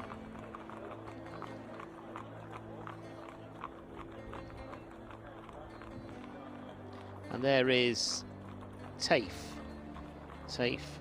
the last one we see, number 16, Tafe, and this is a newcomer trained by Jama Ramadan, and note Ali Isa is aboard. Oh dear, very, very green in the paddock, Tafe.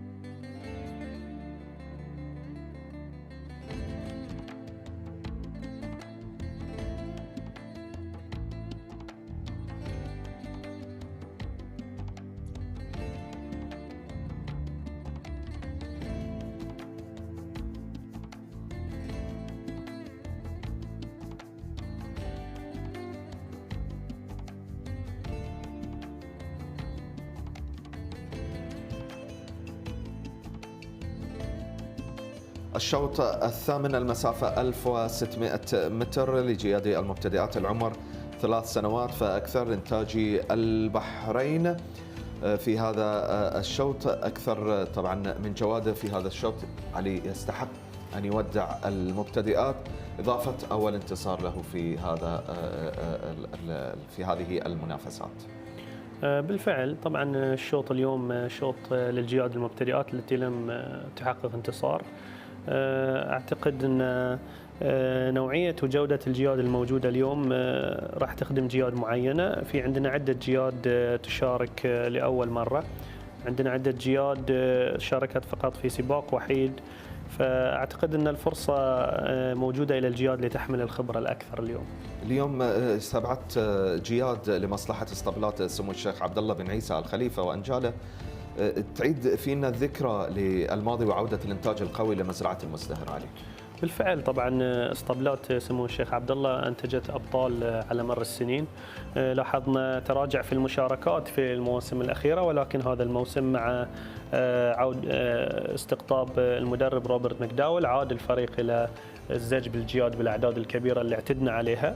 نتمنى ايضا عوده الجوده والانتصارات الى الفريق مع الجياد اللي يشاركون فيها. طبعا اليوم اسطبلات الشيخ عبد الله تشارك ب6 جياد، 3 منها تشارك لاول مره و3 شاركت من قبل.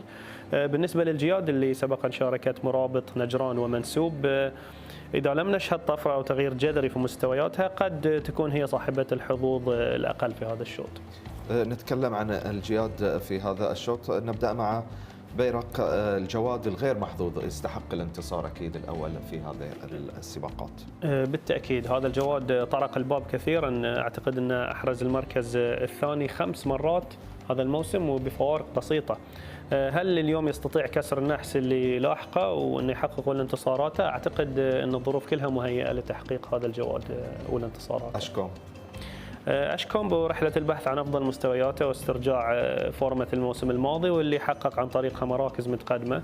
لا زال الجواد يبحث عن أول انتصاراته في عالم السباق. يبدو أن الدخول في نسق تصاعدي بتحقيق مركز رابع في السباق الأخير ممكن أن يعطينا مؤشر على تطور الجواد اليوم. ألومينت هذا الفرس تمتلك مستوى يؤهلها للمنافسة بقوة في هذا الشوط. بالفعل أحد المرشحين إلومينيت 6 مشاركات هذا الموسم، 3 منها في مراكز متقدمة. قد تكون هي أحد أقرب الجياد لتحقيق الانتصار اليوم إذا تغلبت على عامل الحظ اللي ممكن افتقرت إليه في سباقاتها. ابنة الفحل كولتوماين وبوزن 55 تملك فرصة كبيرة اليوم. مانيكان إنتاج خالد عبد الرحيم ليس من السهل على رغم الغموض اللي يمتلك هذا الفرس بعد أدائها في المشاركتين، إلا أن يمكن نذكر اسمها في هذا الشوط وإمكانية المنافسة. بالتأكيد لا يمكن استبعاد أفرس اسطبلات محمد خالد عبد الرحيم. لاحظنا إنتاجهم هذا الموسم، قدم أفرس مستويات رائعة. طبعا سباقين متواضعين لهذا الفرس، طبعا هي في مرحلة تعليم، ولكن شاهدنا أفرسهم بشكل مفاجئ تحقق انتصار مثل بطلة الأوكس عندنا ونيسة، كانت عرزت مركز أخير الموسم الماضي ومع أول مشاركة لها في هذا الموسم حققت الانتصار، فممكن أن احنا نشهد تغيير في مانيكن اليوم. رتسي طبعا مع حسن الصفار وعلي عبد المجيد في السباق ما قبل الماضي حققت المركز الثاني، يمكن في السباق الأخير تراجعت. يمكن اليوم نشوف رتسي بالسباق الأخير لو السباق ما قبل الأخير. طبعا ريدسي مركز ثاني خلف مايند يور مانرز في شوط كان 0 ل 45 على مسافة 1400 متر. هي كانت أفضل نتيجة للجواد، ولكن إذا نراجع سباق الأخير على مسافة 1600 متر اللي هي مثل مسافة اليوم لم يقدم المستوى المطلوب. أعتقد أن سباقات الأخرى اللي حال فيها في مراكز متراجعة أيضا تعطينا مؤشر على المستويات اللي يقدر يحافظ عليها الجواد. ممكن أن احنا نعتبر سباق 1400 متر اللي أحرز في مركز ثاني ممكن أنه هو وان تايم أوف، أو أنه هل يستطيع تكرار مستوى هذا اليوم. توقعاتك للشوط؟ شوط مفتوح جياد ميدن، ولكن طبعا صاحب الحظ الأعلى في الشوط هو الجواد بيرق. اليوم بوزن 58 لا يشكل عائق، وجود فارس محترف مثل ألبرتو سانا معاه يعني كل ظروف مهيئة لهذا الجواد، إلا إذا شاهدنا يعني حصان أسود يطفر في هذا الشوط ينتصر. أمانة ترشيحي راح يكون مع الجواد بيرق. إذا نذهب وإياكم إلى هذا الشوط، وهو الشوط الثامن، المسافة 1600 متر. نتابع وإياكم الشوط الثامن.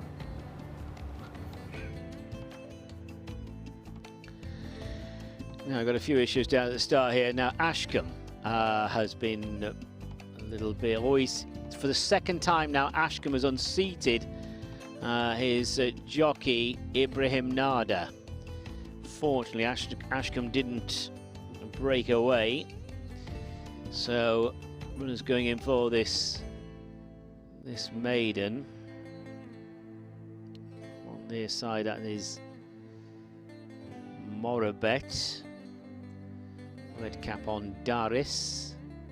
Illuminate about to go in, and so to the hot favourite on the international markets, that's Bayrak for Alafu Racing, got the red cap. Bayrak is in. This is Daris. And Najran has just loaded with a black cap. Iridescent, I can see, is still out of line. Nibal, Ashcombe.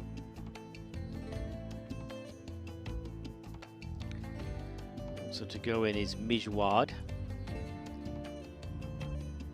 This is Iridescent. And Nibal just backs away. He's getting stirred up, Ashcombe down at the start. Twice he's unseated Ibrahim.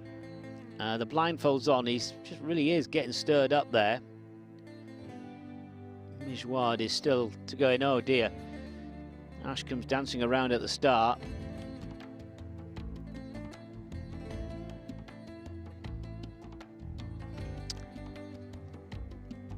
Looking there at Mijwad.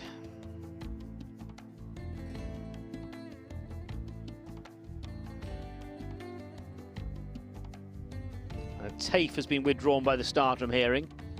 I'm hearing that 16 TAFE has been withdrawn by the start. That horse was very green in the paddock, TAFE. So TAFE is out. 16 TAFE has been withdrawn by the starter.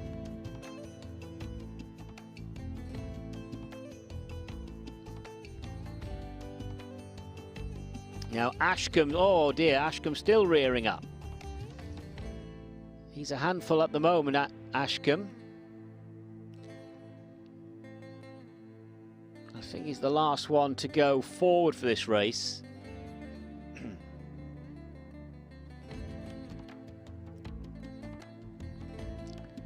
It's the maiden race.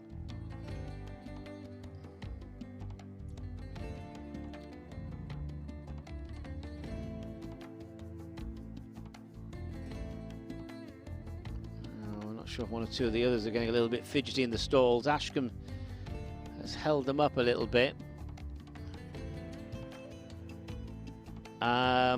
11 is out of the stalls. That's Mijwad. Mijwad is not in the stalls either. That's come out of stall 6, Mijwad.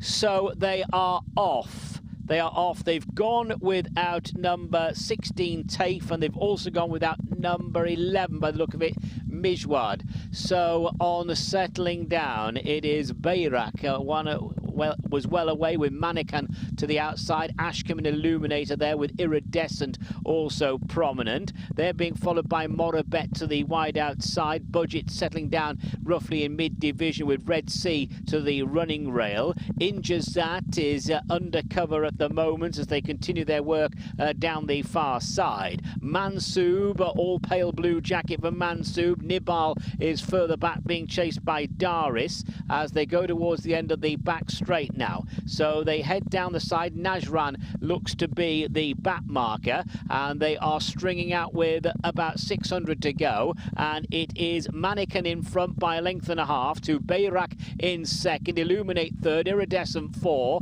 and then Ashcombe dark blue jacket Red Sea is in behind with Budget for company. Injazat is next best, followed by Morabet, and then several lengths opening up to the others, quite a few of them outpaced, including Nibal. So the leader is Mannequin heading down towards the last 200 with BAHRAIN giving chase. Illuminate is just in behind them. Ashcombe looking a bit one pace into the final 200. Mannequin the leader, being followed by BAHRAIN. BAHRAIN's a length and a half down. Mannequin in front. BAHRAIN second. Illuminate is in third. It is Mannequin in front and is trying to hold on from BAHRAIN. Mannequin holds on. BAHRAIN second. Illuminate third. Several lengths to Ashcombe in fourth. So it is Mannequin the winner. Mannequin has won it, and this stable, Haida Ibrahim and Mohammed Khalid Abdul Rahim, they have a knack of producing some nice types. Might have another one on their hands here. Mannequin, number 14, doing it really nicely in the end. BAHRAIN closed in the dying strides, but just couldn't get there. And that was a nice win from Mannequin and Benoit de la Sayette. So 14 Mannequin wins. 1 BAHRAIN has finished in second. Good run there from Illuminate, number 15 in third. Ashcombe was best of the rest, clear best of the rest in fourth position. So it was 14, 1, 15 and 2. 14, 1, 15 and 2. Let me just confirm that 11, Mijwad, was not in the field there. Mijwad was withdrawn, and also withdrawn was number 16, that was TAFE. So the full result, the provisional placings: first, number 14, Mannequin; second, number 1, BAHRAIN; third, number 15, Illuminate; and fourth, number 2, Ashcombe.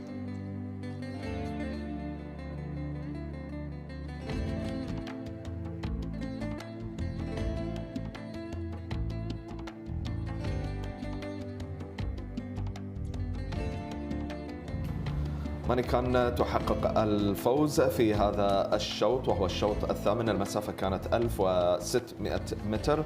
مانيكان ملك محمد خالد عبد الرحيم. الفارس كان بنوا دي لا سايت، والمضمر حيدر إبراهيم. سباق رائع ومنافسة حتى الأمتار الأخيرة، لكن مانيكان علي تحقق هذا الانتصار. بالفعل أخوي توفيق، ممكن إحنا قبل الشوط ذكرنا أن أفرس اسطبلات خالد عبد الرحيم صعب جدا أن نستبعدها من أي شوط، حتى لو نتائجها كانت متراجعة.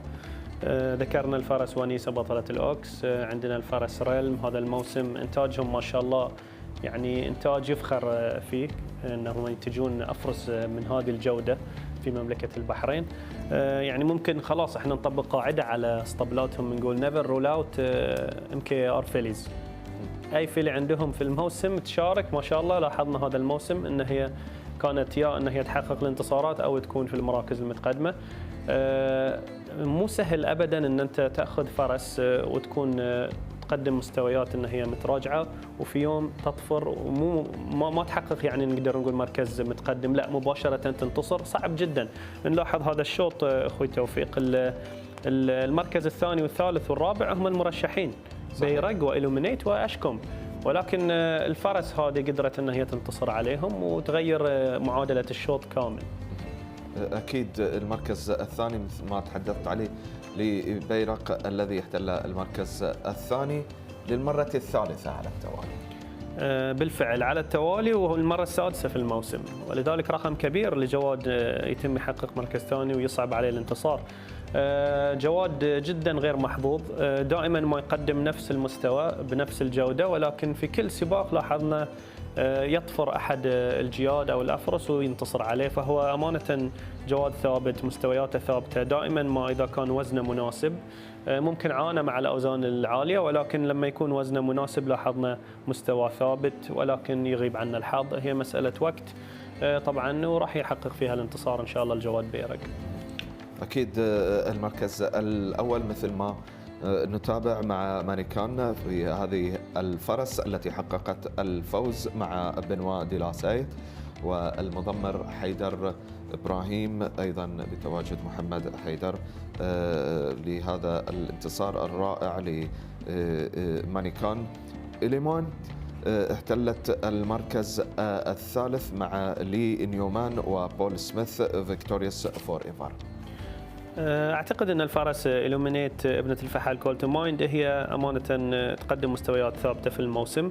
ممكن سباقينها الاخيرين لم تحرز النتائج اللي دائما ما شفناها منها، حققت نتائج طيبه هي آخر نتائجها الممتازة كانت ثاني خلف ونيسة. بعدها لما شاركت وأحرزت المركز السادس من أصل 7 كانت تشارك في سباق الأوكس، سباق قوي جدا طبعا اللي انتصرت فيه ونيسة، فارق طويل عن الفرس إلومينيت، ولكن هي فرس في هذه الأشواط، أشواط الميدن، أشواط 0 to 40 تقدم مستويات رائعة. طبعا الفرس ريتها حاليا 41، ممكن أنه هو يرتفع بشكل قليل بعد هذا السباق، وتبقى أنها هي تسابق في هذه السباقات، سباقات الميدن والزيرو تو 45 اللي طبعا هي قاعدة تحقق مستويات ثابتة فيها. يمكن قبل السباق أشكوب كان صعوبة في إدخاله إلى صناديق الانطلاق، لكن في نهاية المطاف حقق المركز الرابع. بالفعل المرة الثانية على التوالي حقق المركز الرابع. اليوم لاحظنا تغيير على الجواد، وجود البلينكر معه بدل التشيك بيز، ممكن أن هذا يساعد على أن يركز أكثر، ولكن الجواد كان مثل ما لاحظنا نيرفس على صناديق الانطلاق، وبالتأكيد لما الجواد يكون متوتر قبل السباق يأثر على مستواه خلال السباق، ولكن تحقيقه للمركز الرابع يعني يراوينا جودة هذا الجواد. أكيد مراكز 4 أولى في هذا السباق لمانيكان وبيرق في الصدارة. سباق يمكن كان فيه مجموعة من المتغيرات، إذا ممكن بعد قليل من تابع أكيد مجريات السباق بشكل متكامل، لكن مانيكان باستراتيجية معينة خطف الصدارة، خصوصا نلاحظ في آخر الأمتار.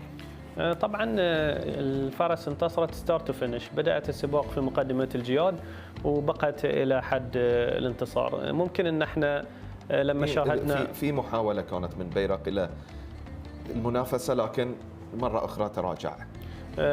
نلاحظ أن المحاولة اللي قام بها الجواد بيرق مع تقريبا 350 متر في أول طلب من الفارس ألبرتو، الجواد انحرف قليلا اليمين، ولكن الفارس ألبرتو مباشرة تدارك هذا الأمر وبدل العصا واستخدمها من جهة اليسار، فالجواد صحح مساره واقترب جدا من الفرس مانيكان، ولكن هي طبعا فوارق بسيطة اللي تحسم بها الأشواط، ولذلك التأخر هذا ممكن هو إذا نلاحظ هو وصل تقريبا، ممكن انتصرت الفرس فارق رقبة فقط. ممكن هذا التغيير البسيط الانحراف البسيط يأثر على سباق الجواد من منتصر إلى مركز ثاني. أكيد منافسة رائعة في نهاية المطاف بالنسبة إلى هذا السباق، وهو السباق الثامن في هذه الأمسية. مانيكان احتل المركز الأول، إلومينيت في المركز الثاني، بيرق في المركز بيرق في المركز الثاني، إلومينيت في المركز الثالث، وأشكومب في المركز الرابع، مع طبعا منافسة رائعة. هل من يمكن الحديث عن جواد أو فرس فاجأك، باستثناء طبعا المفاجأة الكبيرة بالنسبة إلى مانيكان؟ أعتقد في السباق لاحظنا مثل ما ذكرنا قبل السباق أن أفرس وجياد سمو الشيخ عبد الله تشارك بعدد كبير 6. أعتقد أن مجواد رقم 11 تم سحبه قبل البوابات مع الفرس طيف لفريق العفو، أيضا جوادين تم سحبهم قبل الشوط، ولكن الجياد الأخرى أمانة إذا نلاحظ سباقهم يعني لم نجد الشيء الكبير منهم أو المستويات المتغيرة. ذكرنا قبل السباق أنهم عشان بالذات جياد سمو الشيخ عبد الله إذا حبينا نشوفهم على منصات التتويج الست الأسماء المشاركة نحتاج مستوى مغاير، ولكن أيضا غاب المستوى اليوم. فأعتقد أن هذه الجياد تحتاج وقت لتصحيح تغيير الأمور معها والعودة بها الموسم القادم، ممكن أن نشوف مستوى مغاير منها. أكيد بانتظار الموسم القادم بإذن الله مشاركة 6 جياد إلى المزدهر، اللي دائما ما كانت تعودنا على المشاركة الكبيرة والإنتاج الغزير بالنسبة إلى هذا الاسطبل. بالتأكيد سواء نتكلم عن جياد أو أفرس، هم قدموا أبطال في مضمارنا البحريني، يعني نذكر مليار، نذكر عدة أفرس دلائل وغيرها من الأفرس اللي استطاعت أنها هي تهيمن وتسيطر صدارة. عندنا من أحد أكثر الأفرس تحقيقا للانتصارات عندنا لاسطبلات سمو الشيخ عبد الله. لكن إذا نرجع إلى انطلاقة السباق نلاحظ في هذه الأثناء هي الفرس مانيكان منذ البداية هي والجواد بيرق هم الجوادين اللي كانوا في المقدمة وبقوا في المقدمة. طبعا أنك تأخذ المقدمة بهذه الطريقة وتواجه الرياح من دون أي تغطية دائما ما يكون عامل غير إيجابي للجياد، ولكن نلاحظ جودة الجوادين الفرس مانيكن وبيرق خولتهم أنهم حتى مع الانطلاق بهذا الشكل أنهم يصلون إلى خط النهاية ويحافظون على المراكز الأول والثاني. نلاحظ مع دخول الخط المستقيم الجوادين في أماكن جدا مناسبة. نلاحظ مانيكن يليها بيرق وتليهم تقريبا إلومينيت اللي في بعض الجياد قريبة منها، ولكن هم المرشحين الثلاثة. أشكم في هذه اللحظات نلاحظه راح يدخل ويقترب من المجموعة مع السياج الداخلي، نلاحظه موجود. إبراهيم بدأ الطلب مبكرا من الجواد، أعتقد أن الجواد كان متأخر نوعا ما، ولذلك يحتاج أن إبراهيم يطلب منه بشكل مبكر. نلاحظ للتو بدأ بنوا والبرتو بتحريك جيادهم، فطبعا راح يكونون يحافظون على المخزون الأعلى خلال الخط المستقيم. إلومينيت الفارس لنومن أيضا بدأ تحريكها تقريبا مع نفس الجيادة، هو كان يراقب بيرق ومانيكن، اللحظة اللي يحركون فيها راح يحرك معاهم. ولكن أعتقد أن السباق حسم بمستوى الجوادين، الأوزان تقريبا متقاربة، نتكلم بيرق 58، أشكب 58، مانيكن 56، يعني كيلوين بالنسبة لفارس ليس بعيد عن الجياد، وإلومينيت 55، فالأوزان متقاربة بالنسبة كجياد وأفرس. ونلاحظ أن الجودة الموجودة عند الفرس مانيكن هي اللي حسمت الشوط.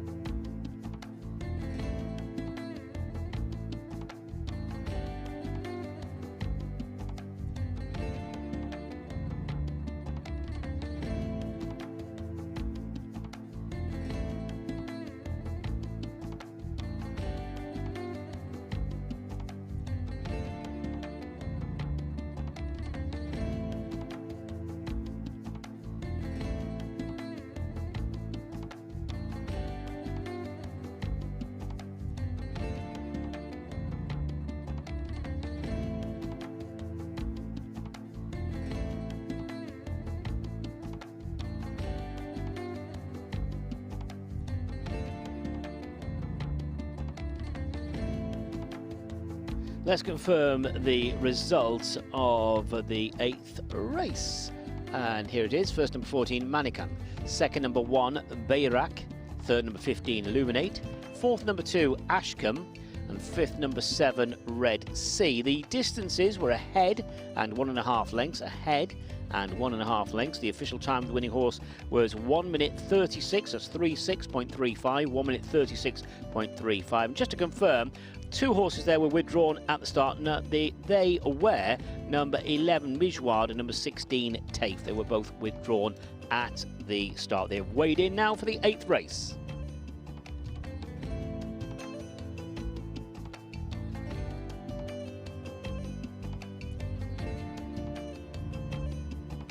So let's take a look at the lineup for our concluding race then, the 9th and final race today. It's a race for the imported thoroughbreds, 3-year-olds only though, no, 3-year-olds only. And it is, this is the lineup: 1, Stella Arrow, Hussein Asghar; 2, Rawalpindi Express, Benwar Al-Sayed; 3 is Kalar, Alberto Sana; number 4, Social Exclusion, Ali Issa; 5 is Shipmaster, Abdullah Faisal; 6, Queen Evie, Sufyan Sadi; and 7, Crazy Diamond, Hassan Al-Safa.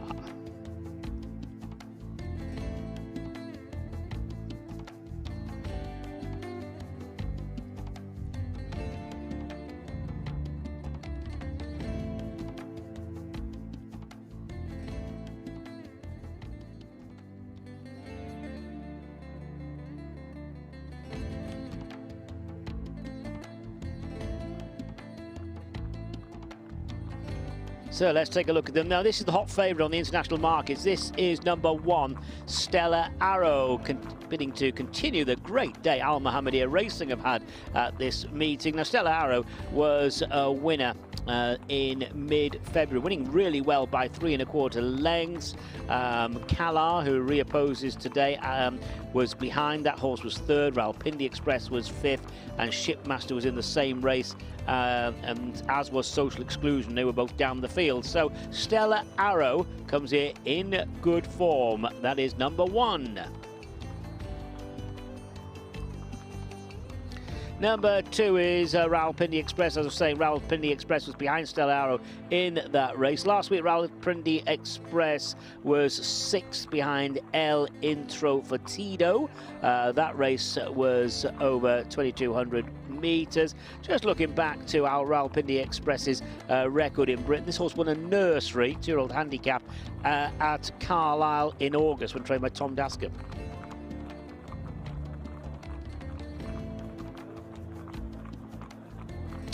3, Kalar. Mentioned Kalar a moment ago. I'll mention it again. Kalar was around about 6 lengths behind Stella Arrow, so has quite a bit of ground to find. That was in that race in mid-February. That was Kalar's first run in the Kingdom.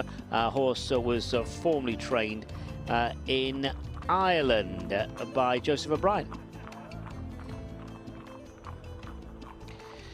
On to number 4. This is Social Exclusion. Had a few starts, Social Exclusion, in his career. Down the field last week, Social Exclusion, beaten a fairway by Aparahejo. Just looking back, Social Exclusion won a Maiden Fillies race. Yeah, this is a filly. Won a Maiden Fillies race at Southwell back in April of last year when trained by James Owen in the Gredley colours. That is Social Exclusion.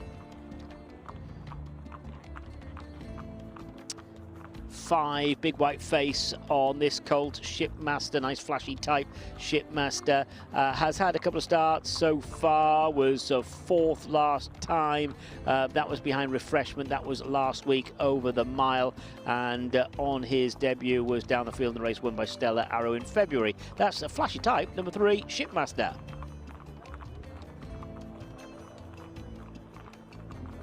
6 is Queen Evie. A filly has had 4 starts, 2 starts in the Kingdom, and before coming to the Kingdom was trained in Britain by Clive Cox. So looking for that first win, was last when last seen in February. That is Queen Evie, an outsider.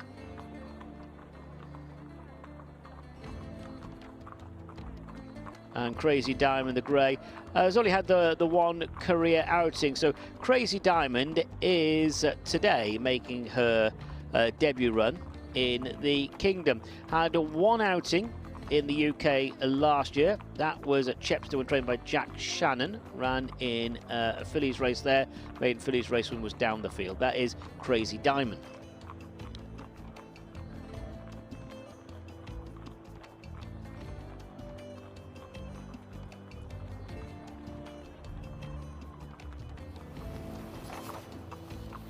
الشوط التاسع المسافة 1600 متر لجياد الدرجة الثالثة والرابعة والمبتدعات. العمر 3 سنوات فقط للجياد المستوردة علي.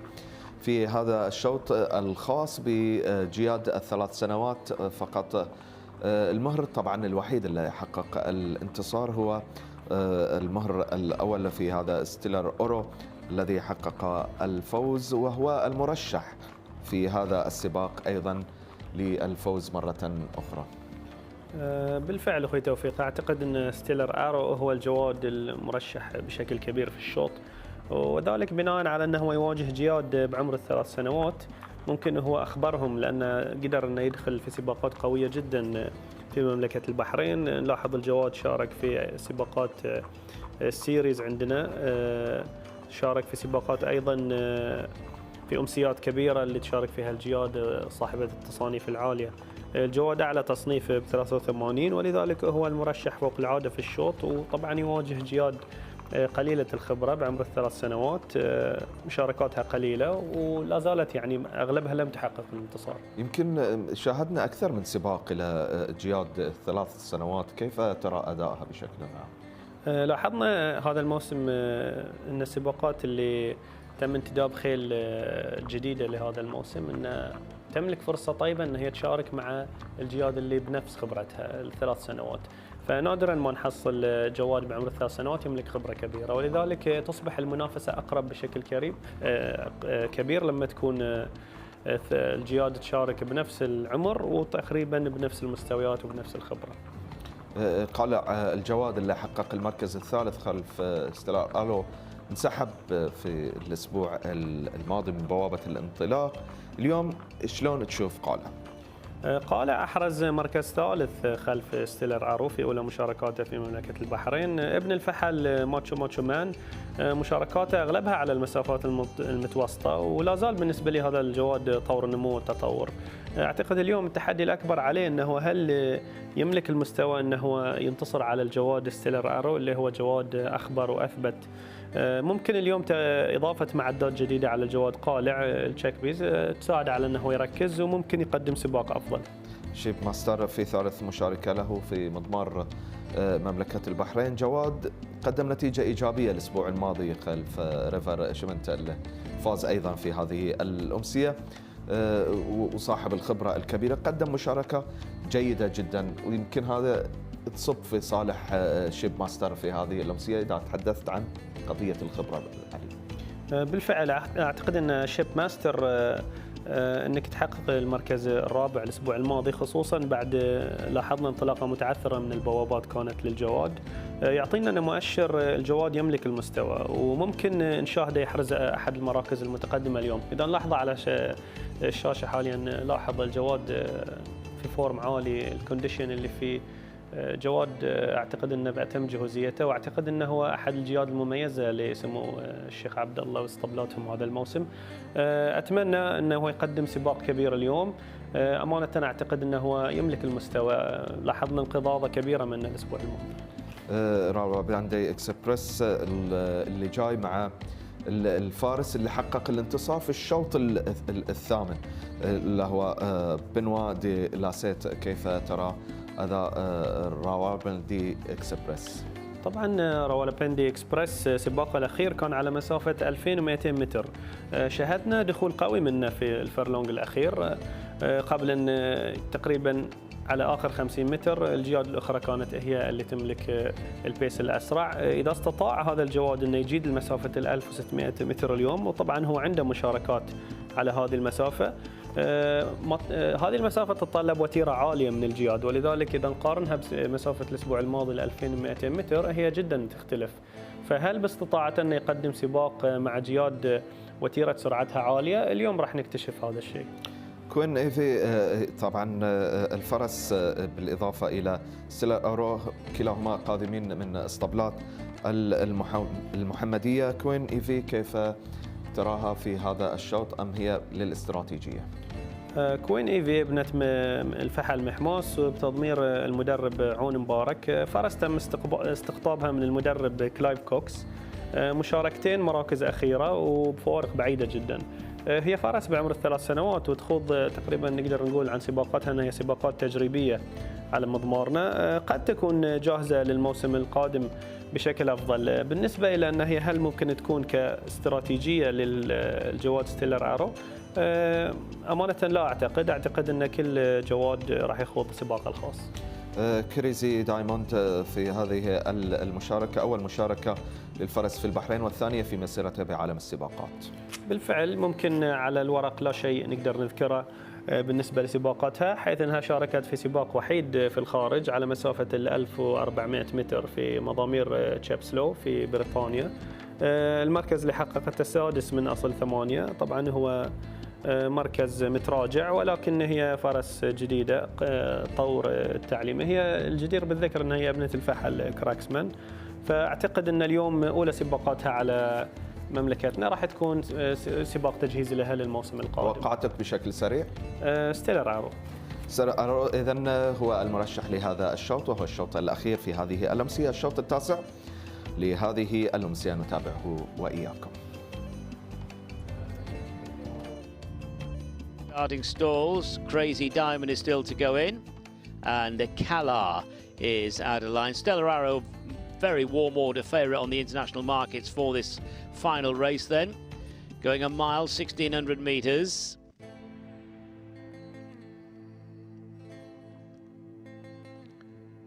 Field of 7.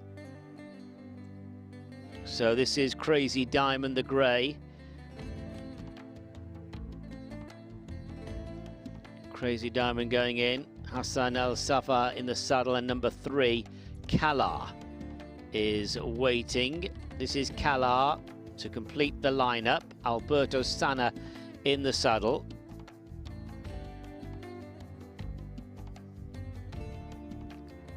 So stand by for a start.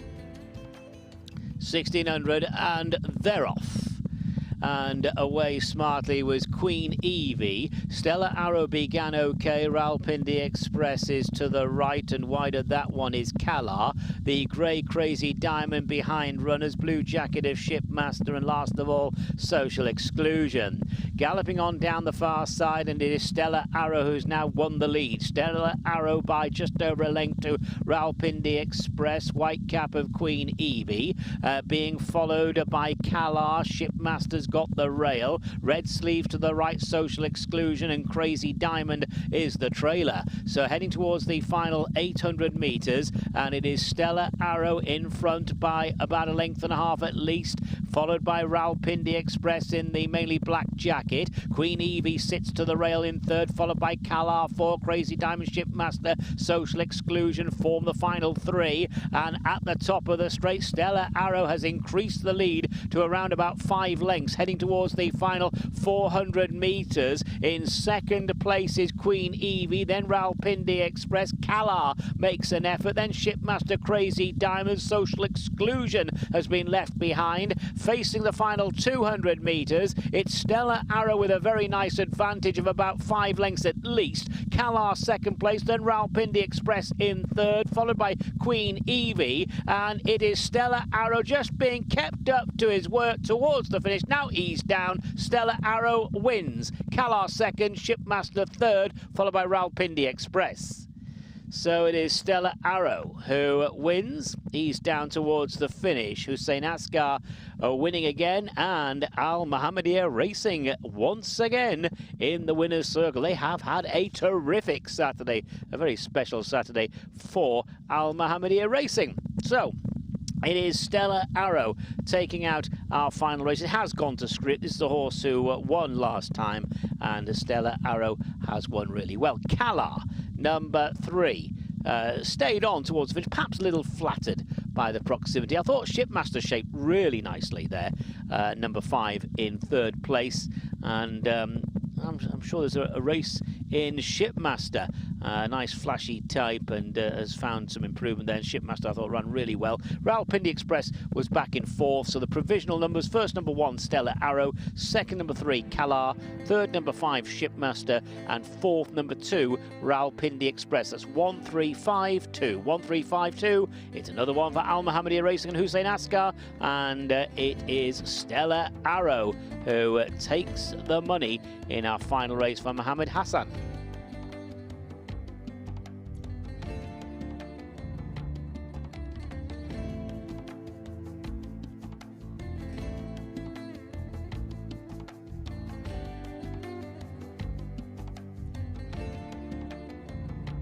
ستيلر أرو إذن تحقق الفوز في هذا الشوط رائع لهذا المهر في قيادة حسين أصغر والمضمر محمد حسن. إذن رباعية لفريق المحمدية، ثنائية لحسين أصغر وأخرى لمحمد حسن كمضمر. ألف مبروك للمحمدية. علي، سباق رائع لستيلر أرو.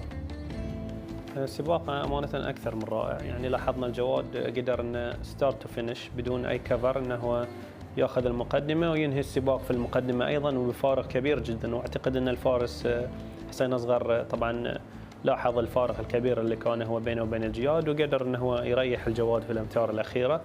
انتصار رائع، يوم كبير للمحمدية، يوم كبير آخر. نتكلم عن 3 انتصارات الأسبوع الماضي، 4 انتصارات في هذا الأسبوع. تنوع بين الفرسان المنتصرين، المضمرين المنتصرين. فريق المحمدية دائما يذكرنا بالحجم الكبير لهذا الاسطبل ولهذا الفريق من جياد، فرسان ومضمرين. فألف مبروك لفريق المحمدية. أكيد سباق رائع لاستيلارو الذي حقق الفوز في هذا الشوط بعد أداء رائع تقدم فيه على المهر أيضا القادم من العفو ريسنج القالع الذي احتل المركز الثاني مع ألبرتو سانا وجابر رمضان. بالفعل أعتقد أن إذا نطالع الترشيحات على كتيب السباق هي بالضبط اللي شاهدناه في صحيح. نتيجة الشوط. ستيلارو كمرشح أول، قالع المرشح ثاني، وشيب ماستر اللي استطاع في الأمتار الأخيرة أن يتخطى روالابيندي إكسبريس أحرز المركز الثالث. فهي جياد طبعا بهذا العمر نلاحظ جودتها، ولذلك يسهل علينا كمحللين توقع انتصاراتها. طبعا ستيلارو ممكن الموسم القادم يعني لا يكون هو الأميز بين هذه الجياد، لأن هذه الجياد طبعا تتغير، فممكن أن جواد آخر يتميز في الموسم القادم. ممكن نشوف شيب ماستر يتطور بشكل كبير، قالع لما يبتدي ياخذ خبرته مع البوابات مع التمركز خلال السباق نشاهد مستويات مختلفة منها. فكلها جياد قابلة للتغيير الموسم القادم. ولكن اليوم اللي يخلي ستيلارو مميز انه هو مثل ما ذكرنا قبل الشوط، شارك في سباقات ذات طابع وتنافس حاد، ولذلك هو يملك الخبره اللي تخول انه هو ياخذ السباق من ستارت تو فينش. فاعتقد ان ستيلارو اليوم اثبت لنا انه هو جواد حاليا بعمر ال3 سنوات هو يملك الخامه الاقوى بين المجموعه هذه، ولكن صعب ان احنا نخليه يعني يصطدم بجياد ذات خبره. لاحظنا انه لما اصطدم بجياد ذات خبره ومستويات اعلى حقق مراكز متراجعه. اكيد بالنسبه الى ستيلارو الذي حقق الانتصار، ويعني حسين اصغر الذي وصل الى فوزه العاشر في هذا الموسم بعد ان انتصر في السباق. في أي سباق كان حسين؟ انتصر على هجمة في الشوط السادس أعتقد. في الشوط السادس مع هجمة. انتصار رائع الآن لحسين أصغر الذي يواصل انتصاراته الرائعة في مضمار نادي البحرين. اليوم شاهدنا الانتصارات الرائعة بالنسبة إلى المحمدية، تقدموا الآن من بعد 40 أيضا بانتصار آخر، يعني مواصلة الانتصارات بالنسبة إلى هذا الاسطبل وهذا الشعار ما يؤكد الحجم الكبير مثل ما تحدثت، وأيضا التحديات الكبيرة بالنسبة إلى المحمدية.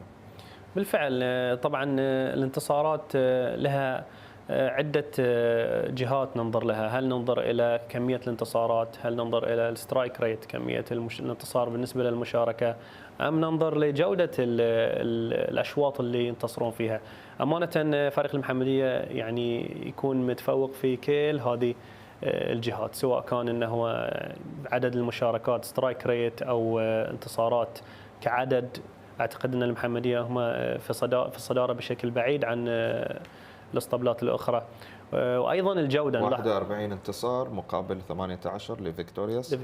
فيكتوريوس اعتقد اليوم حصدوا السباق الاول، يعني 39 الجياد العربي 19 مقابل 41. ولكن تتكلم عن انها السباقات الاهم، سباقات الكؤوس الكبرى، هل الجياد المحمديه تنتصر؟ بالتاكيد تنتصر. عندهم سباقات سيريز في هذا الموسم مع هاي رويال، مع دانتاكر، يشاركون في نتائج جدا طيبه في كاس سمو ولي العهد، كاس سمو الشيخ ناصر، فهم طبعا متواجدين على جميع الجهات. ايضا في هذه الامسيه علي عبد المجيد انفرد في المركز الاول. بالفعل عزز الصداره، واعتقد ان كان المنافسه من جابر رمضان ومن فوزي ناس، ولكن صحيح. اليوم اسطبل فوزي لم يحقق انتصار، ولكن جابر حقق انتصار اليوم. جابر مع ريفرشمنت ايضا وصل إلى 22 انتصار في مقابل 24 انتصار لعلي عبد المجيد. أعتقد أن علي مع الأسابيع القادمة راح تنحصر المنافسة بين هذه الثلاث المدربين، ولكن علي يملك المشاركات مع فوزي ناس الأكبر أيضا جابر، فلا زالت المنافسة مفتوحة في الأسابيع القادمة. يمكن من النتائج الإيجابية في هذه أيضا الأمسية شاهدنا يعني إبراهيم نادر وصل إلى انتصار 35 أيضا معززا صدارته للترتيب العام بالنسبة إلى الفرسان. بالفعل، وليس فقط أنه عزز انتصاراته اليوم، نتكلم عن 35 أخوي توفيق، رقم جدا كبير بالنسبة صحيح. إلى فارس يحقق انتصارات. يعني عندنا فرسان تحلم بأنها تنتصر انتصار واحد في الموسم، في فرسان تحب تنافس الفارس إبراهيم، ولكن إذا ننظر إلى المركز الثاني، من يملك المركز الثاني حاليا؟ المركز الثاني بنوا بكم انتصار؟ لسيت بانتصاره في هذه الأمسية 14 انتصار، يعني فارق كبير 35. يعني حتى فارس متميز ويملك يعني يشارك مع فريق كبير مثل فريق محمد خالد عبد الرحيم، وايضا يحصل فرص كبيره مع الجياد الاخرى، مع ذلك هو يملك 14 انتصار 12 انتصار عفوا 12 انتصار كان 11 واليوم حقق في السباق قبل الماضي، يعني 12 انتصار. بغض النظر هو فارق جدا كبير عن ابراهيم، فابراهيم 35 انتصار رقم كبير جدا. اعتقد انه هو ريكورد يصعب على ابراهيم نفسه انه يكرره في المواسم القادمه، ولكن نتمنى كل التوفيق لابراهيم ولا اي فارس انه يحقق هذه الكميه من الانتصارات. اكيد هذه النتائج بالنسبه الى الفرسان والمضمرين والاسطبلات. نتابع واياكم النتائج النهائيه للسباق التاسع والاخير في هذه الأمسية.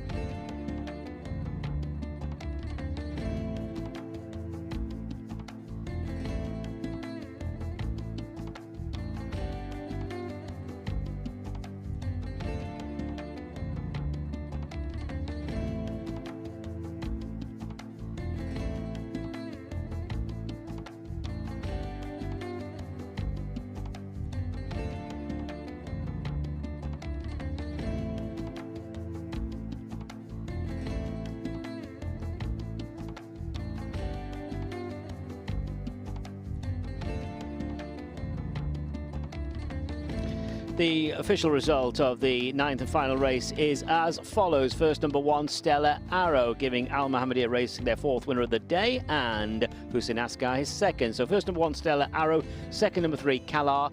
Third, number 5, Shipmaster. Fourth, number 2, Rawalpindi Express. And fifth was number 7, Crazy Diamond. The distance is 2 lengths and 1 length, 2 lengths and 1 length. And the official time of the winning horse, 1 minute 35. That's 35.22. 1 minute 35.22. And they have weighed in for the 9th and final race.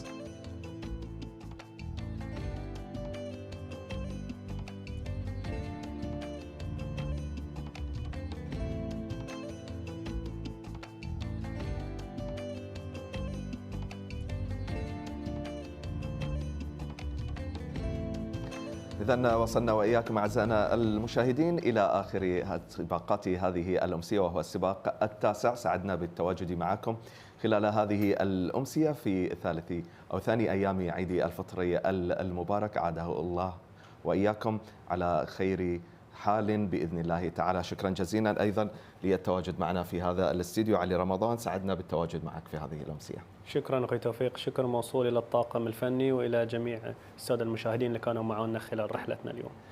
أيضا نتمنى أن نكون قد وفقنا في إضافة المعلومات بالنسبة إلى هذه الأشواط التسعة، على أمل أن نلقاكم إن شاء الله في خير وسعادة في سباقات قادمة بإذن الله تعالى. حتى ذلك الموعد لكم مني أجمل التحية، أنا توفيق الوداعي، السلام عليكم ورحمة الله وبركاته.